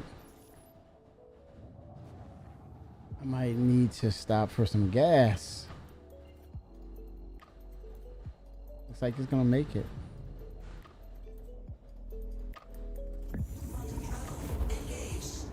Okay, Nix system. Interesting. Implementing the Nix star system into the persistent universe. Tech preview. There's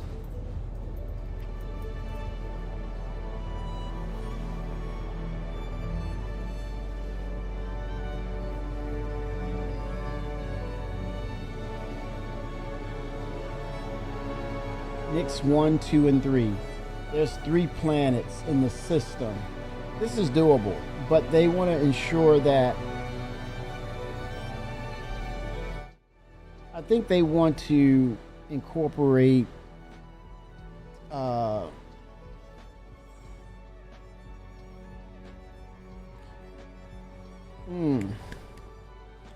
tech preview channel. They want to get some working part of dynamic server meshing if they can. End of year, but then that, I don't know, that it might be the fact of the matter could be, even though dynamic server meshing would help the Nix system, it wouldn't help it because it's not ready. And what's the most important thing between the two? You would want to have both of them working in conjunction with each other.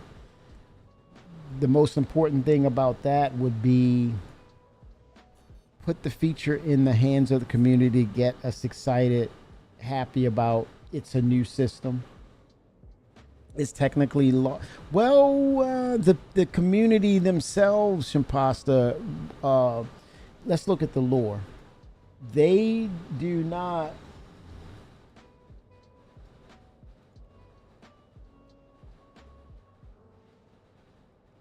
they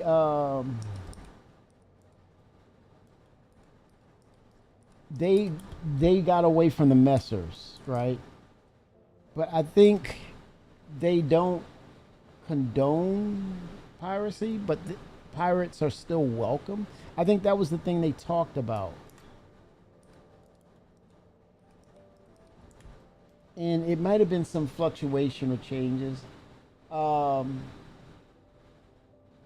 Nix was discovered in 2582 during the height of the newly formed United Empire of Earth territory expansion. The system consists of 3 unremarkable planets circling an F-type main sequence star. Astronomically, the most distinct aspect of Nix is that it is located directly on the border of a dark nebula which enshrouds the orbits of all 3 worlds. The nebula's gases severely hamper visibility and significantly limit scanner use, which means it could mitigate missiles, firing missiles at someone. Also, it's like the cloud of war that you'll see where the Vandal come out of that mist, right? And so it's basically a gun. It's a dogfight, right? It's a dogfight, not a missile fight. Line of sight. I think also it will need the quantum mechanic, right? Because if you're in that nebula and you see glimpses or the UI flickering and fluctuating. You see a little glimpse of where it is until you get up or close. I sent it '07. Howdy and good day, sir. So you go by line of sight. So you just see it and you head in that direction until you're close enough that your scanners can actually solidify what's around you. So that would be a great and cool and strategic dynamic, one that's filled with suspense, because the Vandal could literally come out of that mist with a raiding party and then jump back into the clouds of the nebula. So, whoo, I love it. So the nebulous gas is severely hamper visibility and significantly limit scanner use, something the star system's few inhabitants rely on. The system was first charted through a jump point in the Bremen system by solo nav jumper Carla Larry. Carla's official claim doesn't specify much of interest in the system, writing that it lacks significant mineral deposits or logical reason to apply the expense of terraformation. Larry did make an attempt to formally name the star's three worlds: Lou, Morgan, and Ashley, apparently after 3 separate romantic conquests she was pursuing. As per normal policy, the UEE government has never recognized these names, and they have never been widely used. Whether the system's intrepid discoverer was able to impress any of their namesakes is lost to history. In the last 2 centuries, Nix has gained some additional utility as a waypoint on the Castor-Stanton run, with a significant credit value of cargo moving through the system at any one time. Small-scale piracy is not uncommon. Buoyed by the system's nebula, and travelers are warned not to veer off the standard space lanes during transit of that system. So you have Nix 1, 2, and 3, and then you have Delamar, the landing zone that was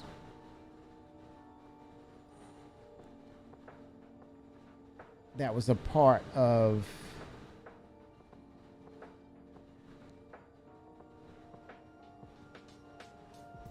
the original, the market, the original.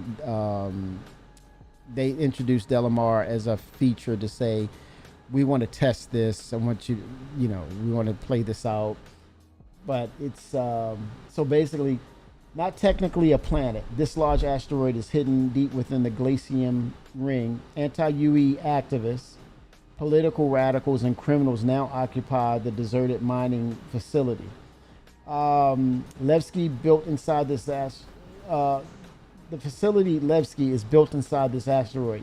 In an effort to keep out potential criminal elements, visitors are strictly forbidden from entering its residential areas. So Shimpasta, it's a conundrum. It's a conundrum all its own. It has its dualities, right? As it's stated. So Nix 1 is a coreless world that has been mined clean by the Gold Horizon Corporation. So they think. I think there's some remnants there that people will find some things. This freaks me out all the time. These clouds piercing through them. Like I'm gonna slam to the ground. Let me get my radar up. Come on, radar. Give me something, radar. Holy crap, man.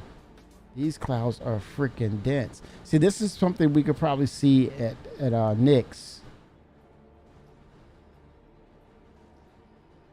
Okay, I'm high enough.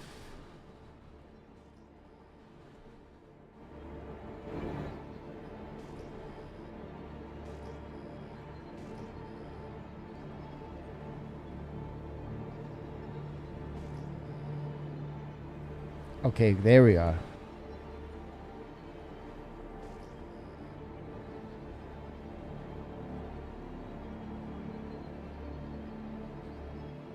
God, man.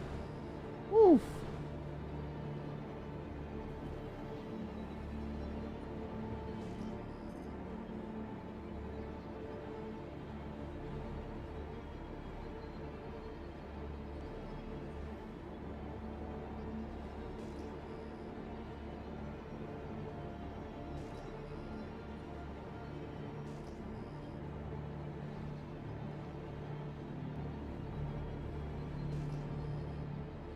Feels like I'm gonna slam on the ground. That's a weird feeling for me.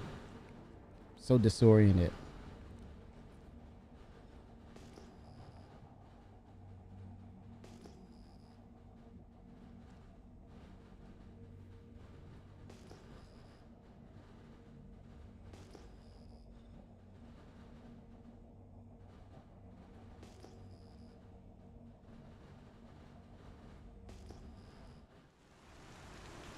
Up the rain.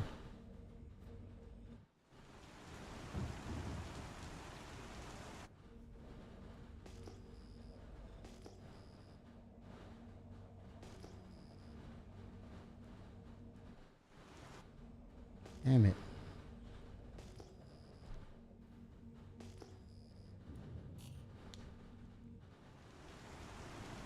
Okay, I can see a little bit now. Damn, dude.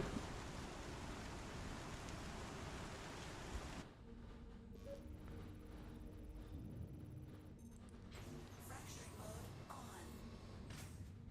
Mining mode on. Crusader Spirit. There's a lot of ships out here.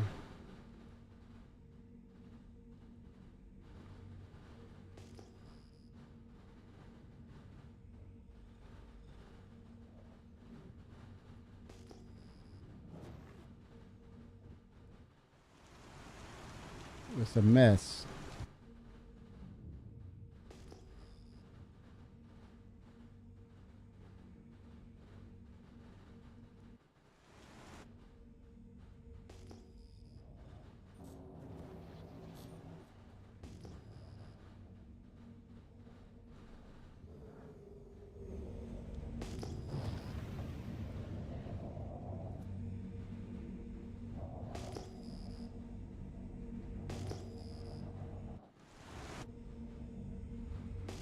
Okay. Port site.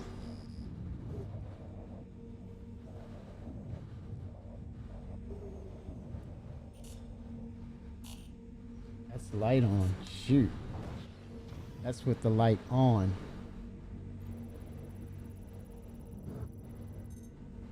Bexalite. Not bad. Some Bex.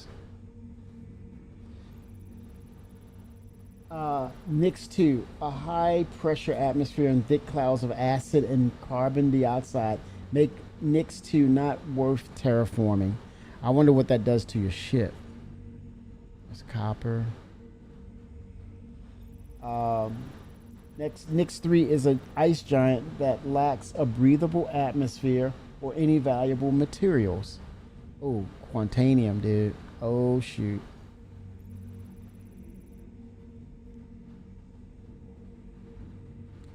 Got some Q. Copper.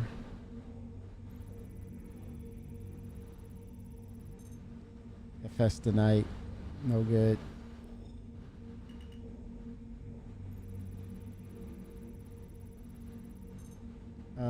Festinite. Mining and pyro, man. Gold. Interesting. 24% gold.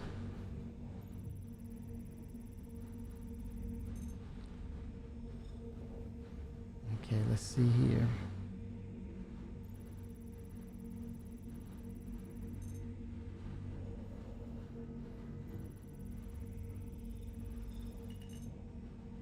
Agricium.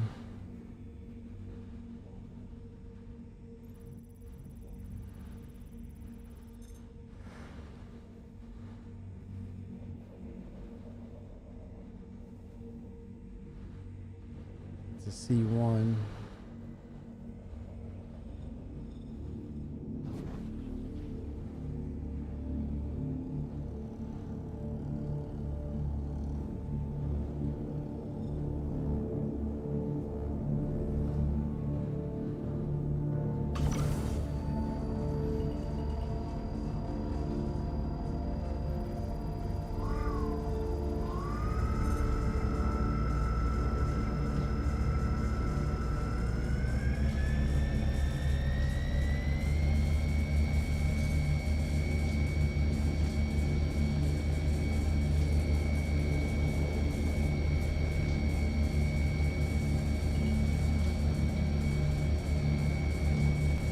Resistance is 7%.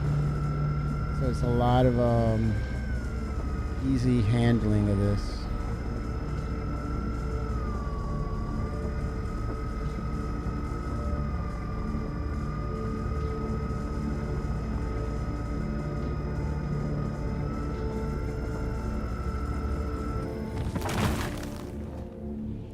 Extraction mode. All right.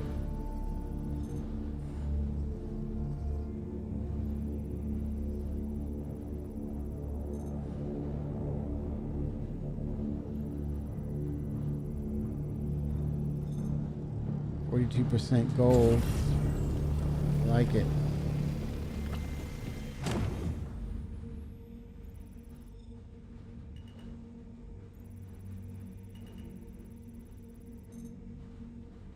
%. No.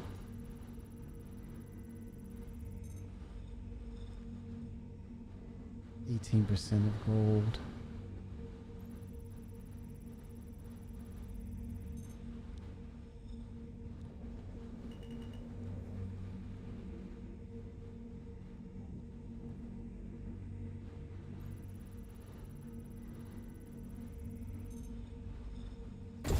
Oh, inert material. I can still sell it.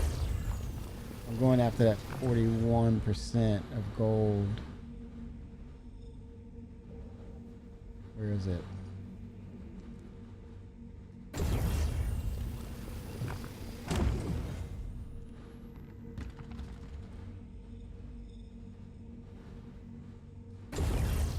%.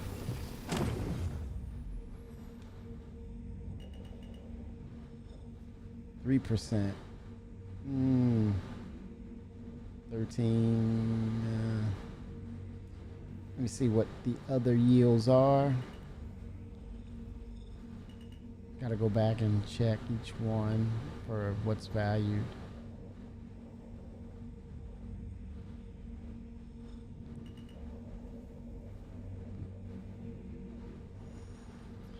I knew there was some quantanium, but it was so small of an amount that I'm like, no, don't. Vexillite, 31%. Fracturing mode on. Challenging, okay. 27% of quantanium. That might be worth it, but 40% of it, it's only 27% though.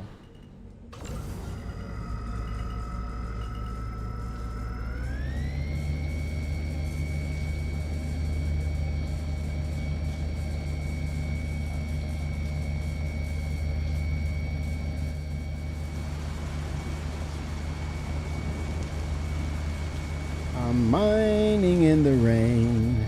I'm mining in the rain. What a glorious feeling. I'm rich again.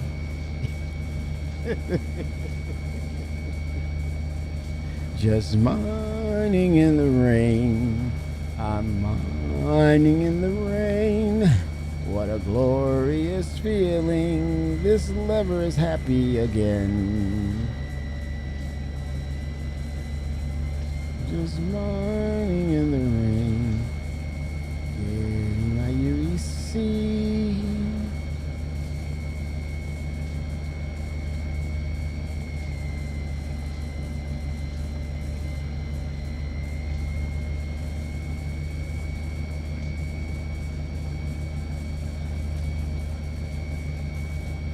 Oh, he doesn't want to budge. I got to move in a little bit so I had to surge. There we go.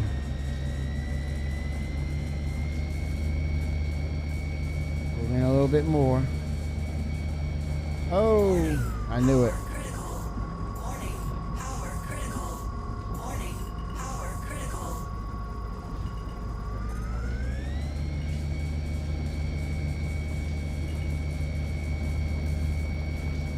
Forward back game. Forward back game. Oh, get back. Damn it.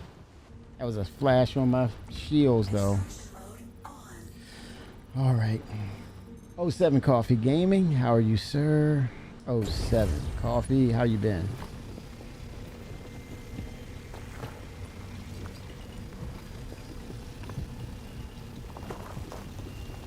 Getting an Empyro, man.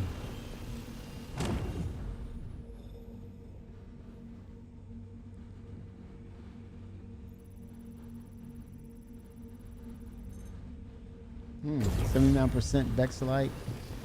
And it's crazy, Coffee. Did you know that the inert material will stay in your container and you have to sell it at the other kiosk right across from the, or adjacent to the kiosk you go to refine? Isn't that cool? To empty it. So it won't work because you have residual inert material there. You'll have to actually sell it so so you empty out your cargo. Yes, but you have to. But it's a pain. It's a value, but it's a pain in the butt too, because if you pull in inert material, it'll kind of be stuck, like you're eating something and it gets stuck in your teeth. You got to pick it out. You got to get it out of your freaking cargo bag. So you got to go to the other ore kiosk and basically sell it. And it's like pennies on the dollar, though. Isn't it crazy? They are really, they're saying no one's utilizing that ore selling mechanic. They're gonna make you do it. I'm okay with that, man. There's that extra bit of you got to do this. I really dig that. Okay, so let's see, where can I go to sell this ore? I'll get a facility that's close by. Starlight Services. Can I make it? I should have got the warning that if I can't make it, it says insufficient fuel. Let's see, we'll find out.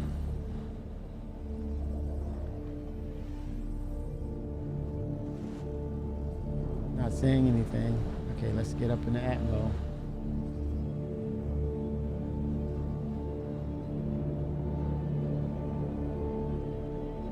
Well, yeah, you're right next to the other kiosk that sells ore.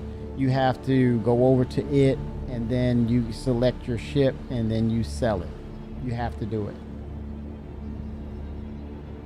If not, you will not be able to utilize your cargo bags. They will not work. It will say it's still full. If you go out in the field to mine, you'll look. That's what happened to me. I went to mine and it says full. I was like, wait a minute. Do you mean I slept at the wheel?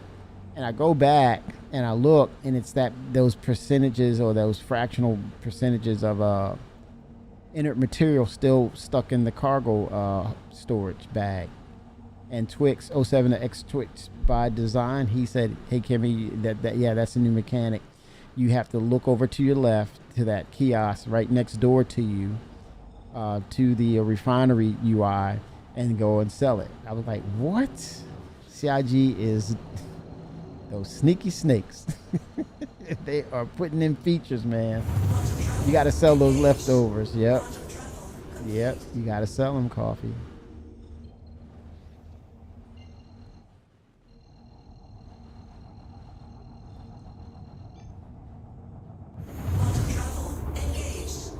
We were talking Benoit. We were talking Citizen Con. Were you able to catch any of the video, Coffee?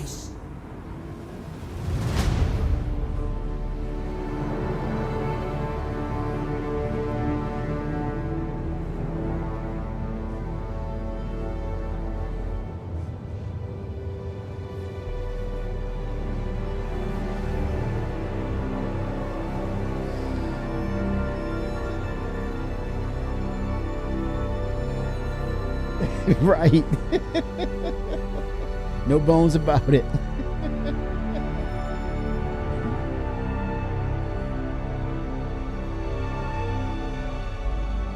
No bones about it. Yeah, it's they're adding in, and they're getting more detailed oriented with certain things, or if certain features that were introduced, they're not being utilized fully, then they're integrating gameplay that has to be a part of what you do, your process. So inert material, well, here's the thing. I preached that hopefully we can use inert material as that concrete or glue to connect the seams of our bases if they're, have some sort of material or glue, and it helps to solidify or harden the material as it's being created. I don't know. It would be cool. How beautiful, man. I think this will be the evolution of cloud tech when we start getting the Vulkan. That's another thing. Will Vulkan also incorporate? Oh, that's a wolf. That's a wolf. We got a wolf. Will it incorporate the new cloud tech? I'm wondering. But that's beautiful in the background right there. That's very refined right there. I want that for Area 18. And I want gray clouds. I don't want them to look gray clouds all the time. I want that kind of brightness when it's a sunny day. Oh my gosh. That's like Free Fly Central all day long. Just getting the game in Free Fly. What the hell, man? Taking the views.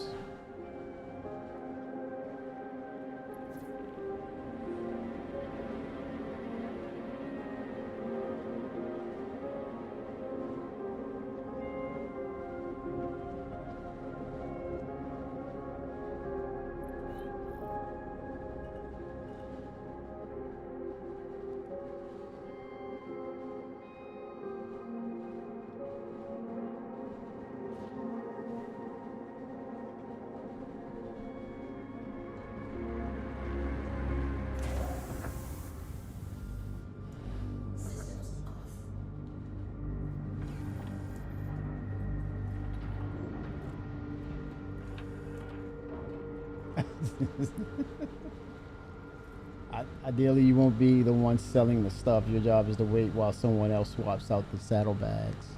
Speaking of saddlebags, what's going on with the Expanse? Will we ever see it at some point next year? I know we're not getting it this year, right? Oh, wait a minute.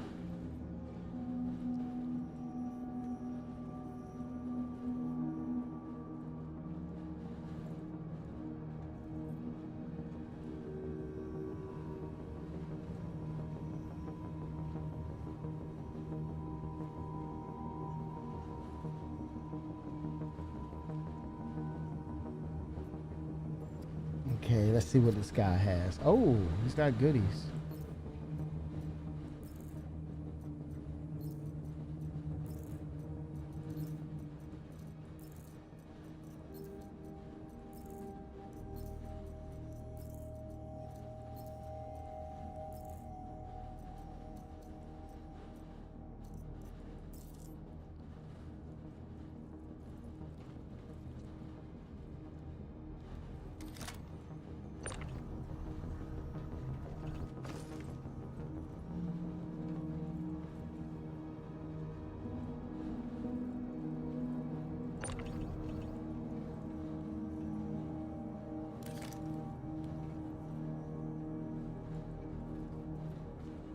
Am I stuck on this shit?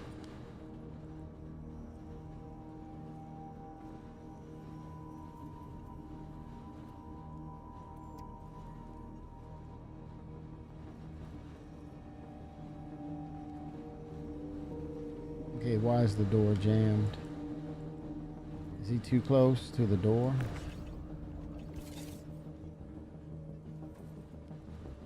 You know what? Here's the other alternative. Go to controls. So I have this. There we go. Simple as that.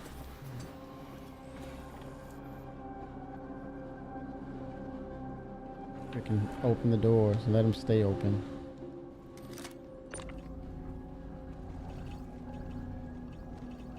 All right, buddy.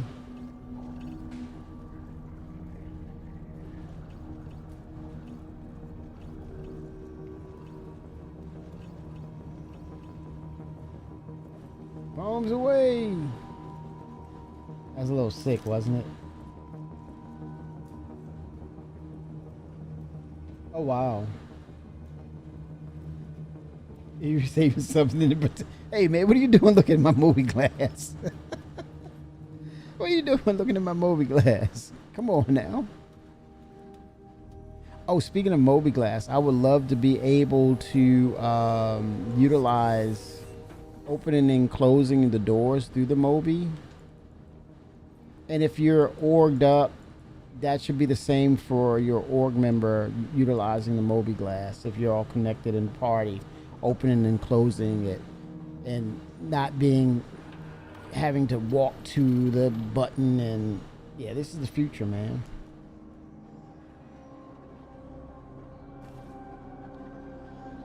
Yeah, something's wrong with the open closed door. Oh man. Jury duty. Oh man, good luck with. Hopefully, it's just one day coffee. Maybe it's just a traffic stop. Hopefully, right? Fender bender. No more than that.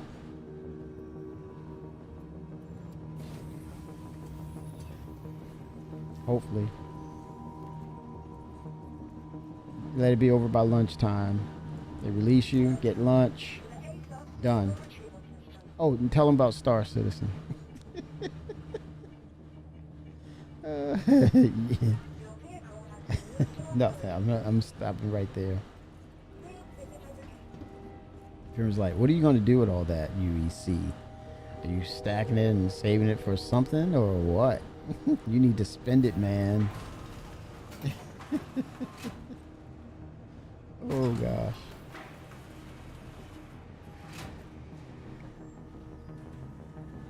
Now what I have to do is find the freaking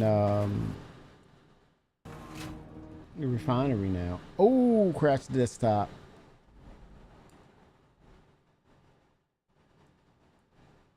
Give him a message.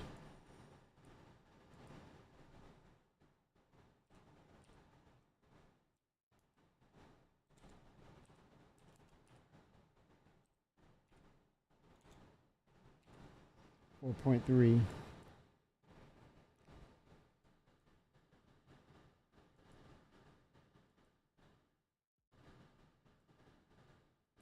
Okay, launch game. With the perp weighs the same as the duck. Uh-oh. Do you exempt? Oh, I sent it. Oh. Oh.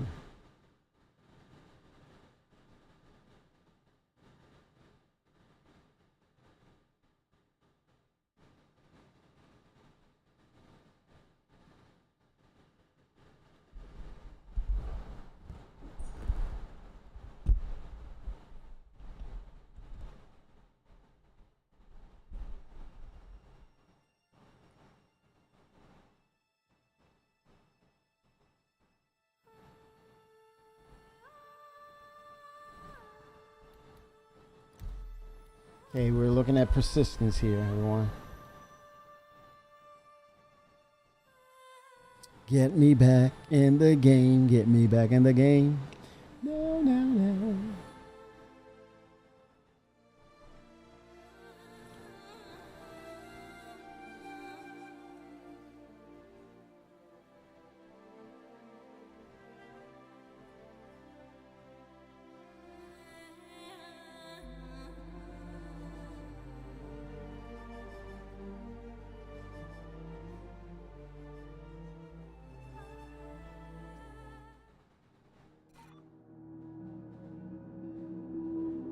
He's back.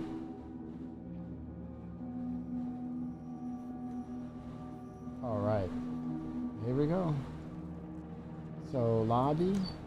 We're back.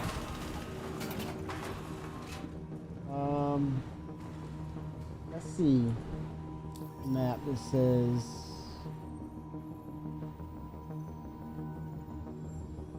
Starlight Service Station, floor 1.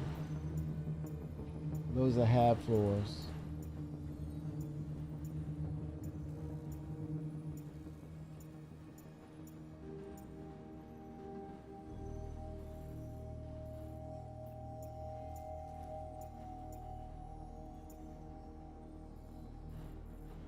Starlight Services. I don't think they...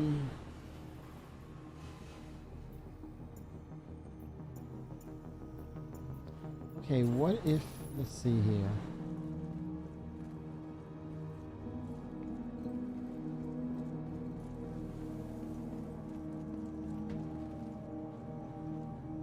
Shops.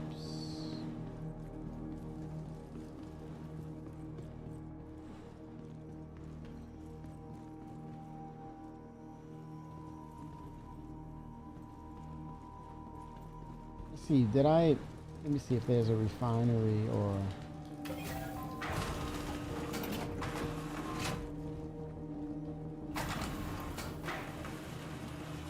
No.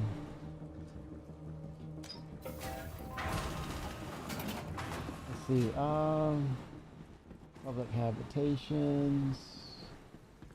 I don't think they have it here.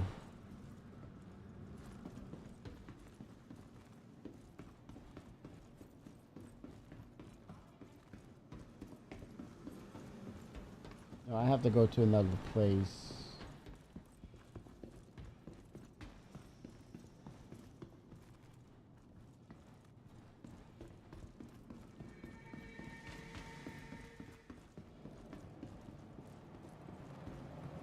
Guns.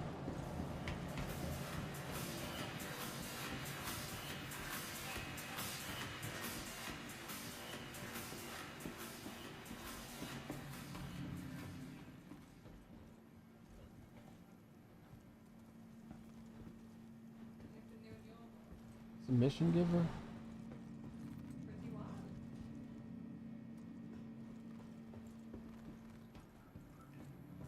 Things got a little tense recently.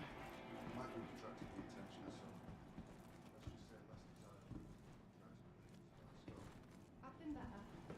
Had a terrible dream last night. Something woke me up in the middle of it too, and now I can't shake this weird feeling. Like, I know the dream is just my mind processing stuff, but it felt so damn real. Ran into some frontier fighters last week. Bunch of douchebags trying to explain why I was helping the cause as they were robbing me. J Red. Is that you, J Red? Sounded like you.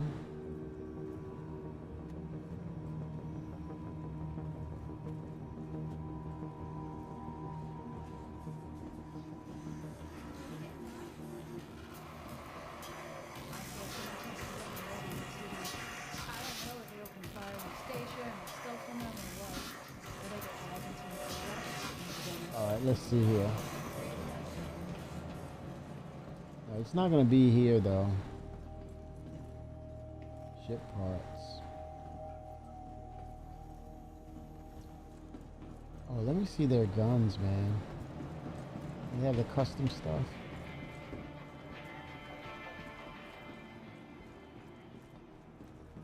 How are things?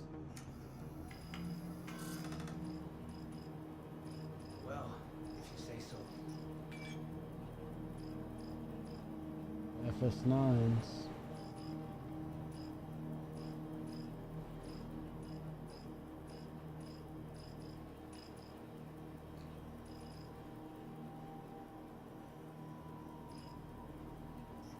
Wow. Oh, 7 twigs. Just saying hi. Just saying what's new. Have you ever been to a refinery, Twix? I think this station does not have a refinery. I don't think so. I'll tell you which one I'm at. Starlight Services. I don't think they have a refinery. By off chance, would you know? I know little about Pyro. Okay, what does this say? Vehicle service, landing, okay.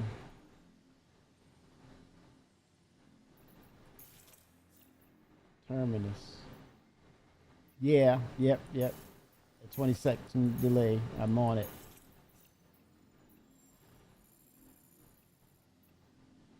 Terminus, that's the planet.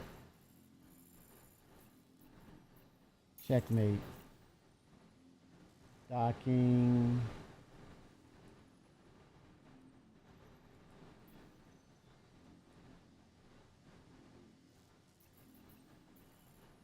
Monarchs, that's the planet itself. Patch City. Vehicle services hangar. You having a good one? I'm trying to. Yeah. I'm working on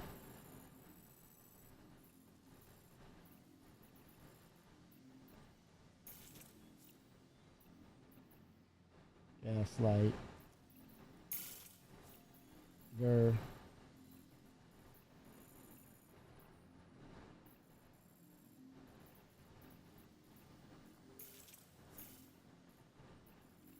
All right, so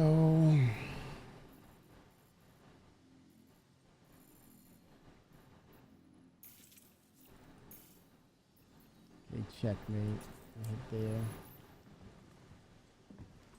Over here. I'm so glad I did not purchase or actually procure any Quantanium. It was there. Just something said, nope, don't do it, man.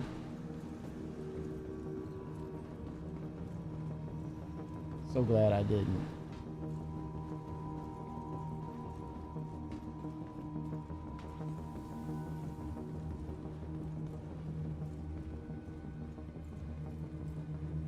Welcome to the ASOS vehicle retrieval system. Oh, missions. Oh, to bring you there. I would say that they should be stealth based. They should not be official UEE business. In that regard, it should be one of those you don't exist. We deny all affiliation if you're caught type of deal. Vehicle selected. But I think it has to be earned through reputation. I think it has to be a sense of you work under the umbrella of and this is a great segue to bring them in, the overlords, right? We don't exist, you don't exist. On behalf of the overlords, you're going in and doing extraction. Maybe someone's kidnapped or being held hostage. Or you're going in because there's a weapons cache. And that would be loot and enticement or incentive. It'll be incentive for looting, right? But it's specific loot that you would go after because it's been procured by criminality, pirates. So you're going in to, they stole from a weapons cache, right? In one of the big warehouse facilities. Bearing is fencing it for through the overlords. That would be so freaking military special ops based. It would be ridiculous. It makes sense. It makes sense to do it.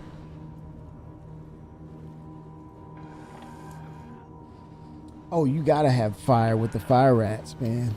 You know, stuff burning all around, and when you approach that facility, there's fire everywhere. Big pillars of fire, just because they're fire rats, and they're all armed with flamethrowers. Oh my gosh! And hence why you probably need, like the rads for the Onyx mission, you need a fire suit. A heat-resistant suit. Or if not, it could be toasty. Yep. It would be perfect. That's a great idea. I love it. I love it. Especially flamethrowers. And then the incentive for marketing team is to, you earn it or you can buy those flamethrowers. And then the fight fire with fire. Introducing the fire rats. A lot of gameplay implementations. Fun. Fun.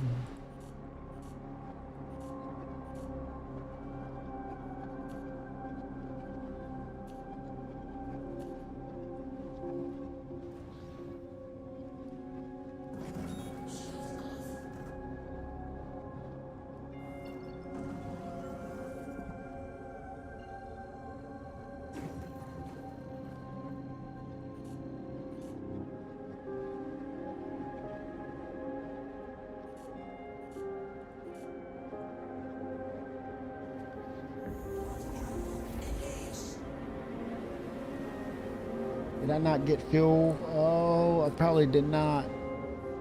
Damn it, why didn't I do that? That's my bad. Hold on. Let me see if I can make it to checkmate.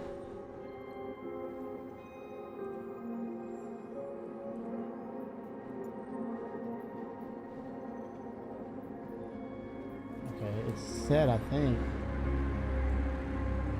Obstructed. Hold on.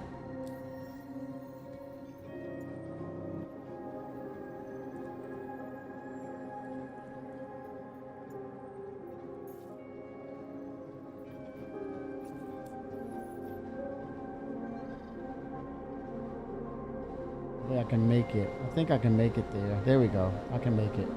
I'll just refuel once I get there.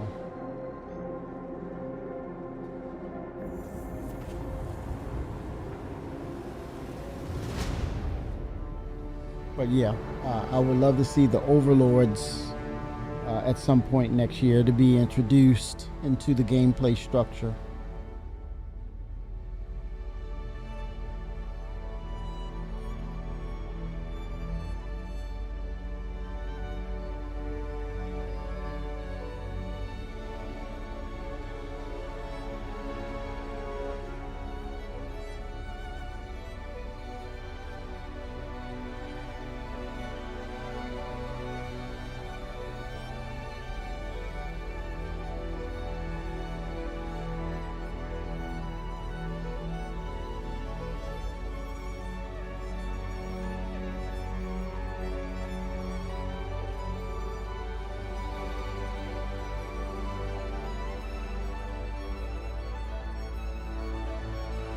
Here we go.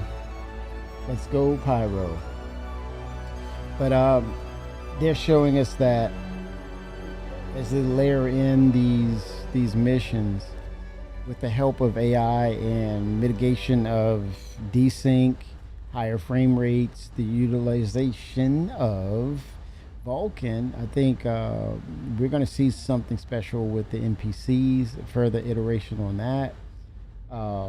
We're noticing how, let's say, they stab themselves with a concoction of a widow / maze that gives you this crazy adrenal rush or resistance to injuries, or you get shot and the next few minutes you get back up and you're back into it again, or they stab their teammates with a pin that gets them raged up, adrenal contraband. And that's another layer of, you got to keep your head on the swivel. You got to be very methodic and thorough in your FPS combat situations, right? And you got to keep a tight band with yourselves in order to clear floors and things of that nature. More tactical, and I think it's going to dial into that. Whether it's the actual NPC / creatures that's involved in the equation too. Trained creatures, utilization of trained creatures. And eventually criminal aliens, and they're using alien technology and creatures as well. Trained creatures that come after you. It's a layered effect of features. Environmental, waist deep in water where you wade, you can't run as much, right? So you're not running around as, even with the depths, there's flooding. There's some things you have to mitigate flooding. If you don't, the sewage water can rise up to a point where you can't run away from some things. Those layers and those environmental mechanics can play a part to detriment your task, the success or failure. Timers. You go into a room or section where there's timers that it's going to bleed sewage, and you got to get the key in there to stop it, and you don't do it in time, and it opens up the door for these Valakars that can travel faster underwater, and they're coming after you. And you got to run and climb up on obstacles to stand up above the water. And there's a limited number of pillars you can climb up on. And somebody's going to take one for the team, right? Gameplay implications. fascinating. I mean, it's just opening up the doors for varied gameplay, varied challenges, and it's going to keep people engaged, right? Because you have the ability to create and be creative and incorporate that into the new engine, right? A lot of debris out here, dude. I'm gonna top it off, or I might just go ahead and stay here for the night. And it's getting late for me, man. I gotta deal with the week, and I think this'll do it for now. I'll continue this traversing here and drop these minables off.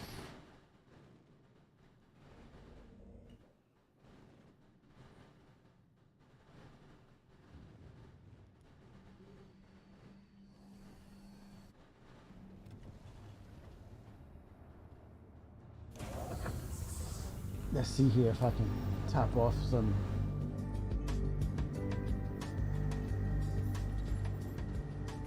pair fuel. Man, 4.1K. Woo.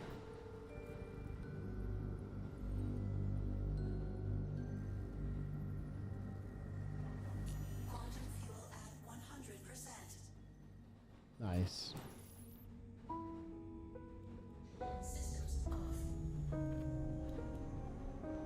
I'll stay the night here. Unfortunately. Yikes.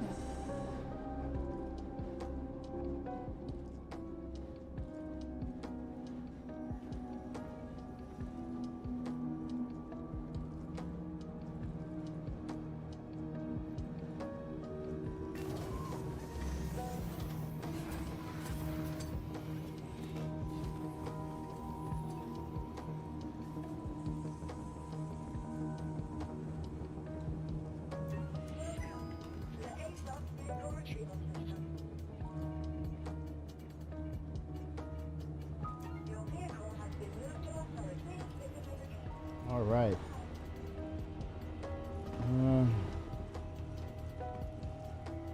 He camping out in this creepy place.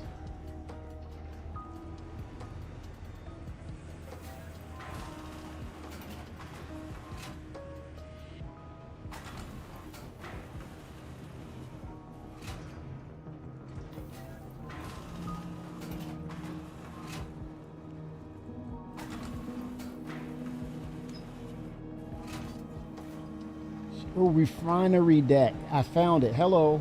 Oh, did the screen crack? What the hell's going on?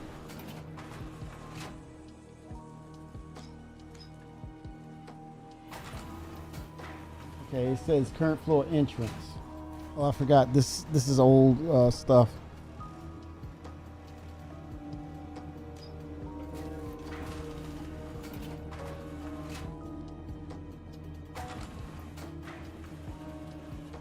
Okay, am I in the right spot? Okay, so let me star map it.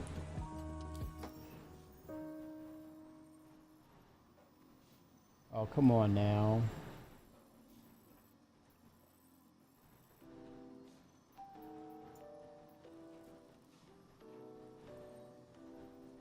What the heck? Hold on.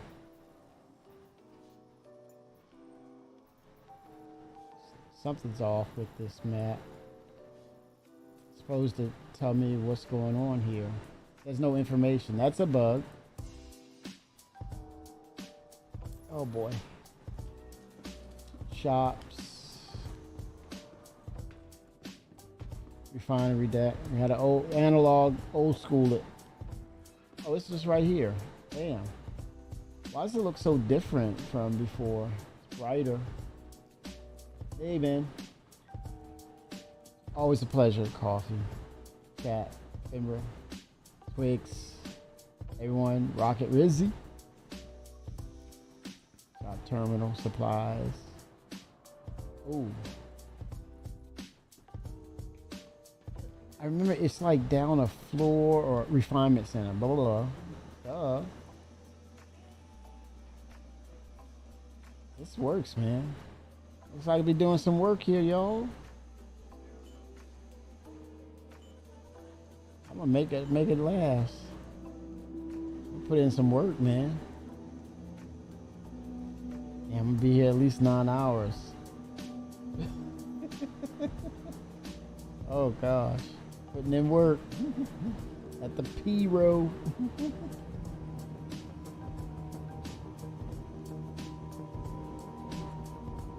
Yes, indeed. Everyone, '07, thank you so much.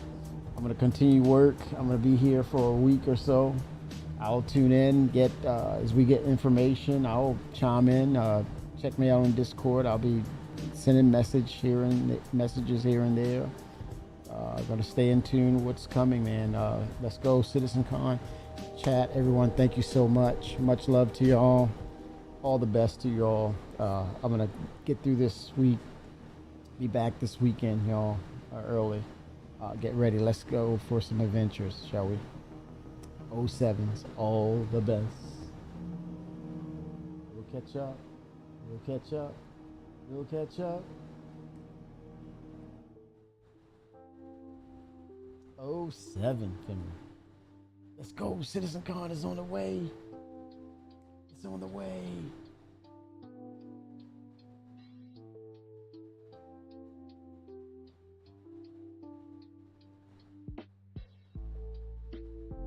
Shampasta. Ascendant.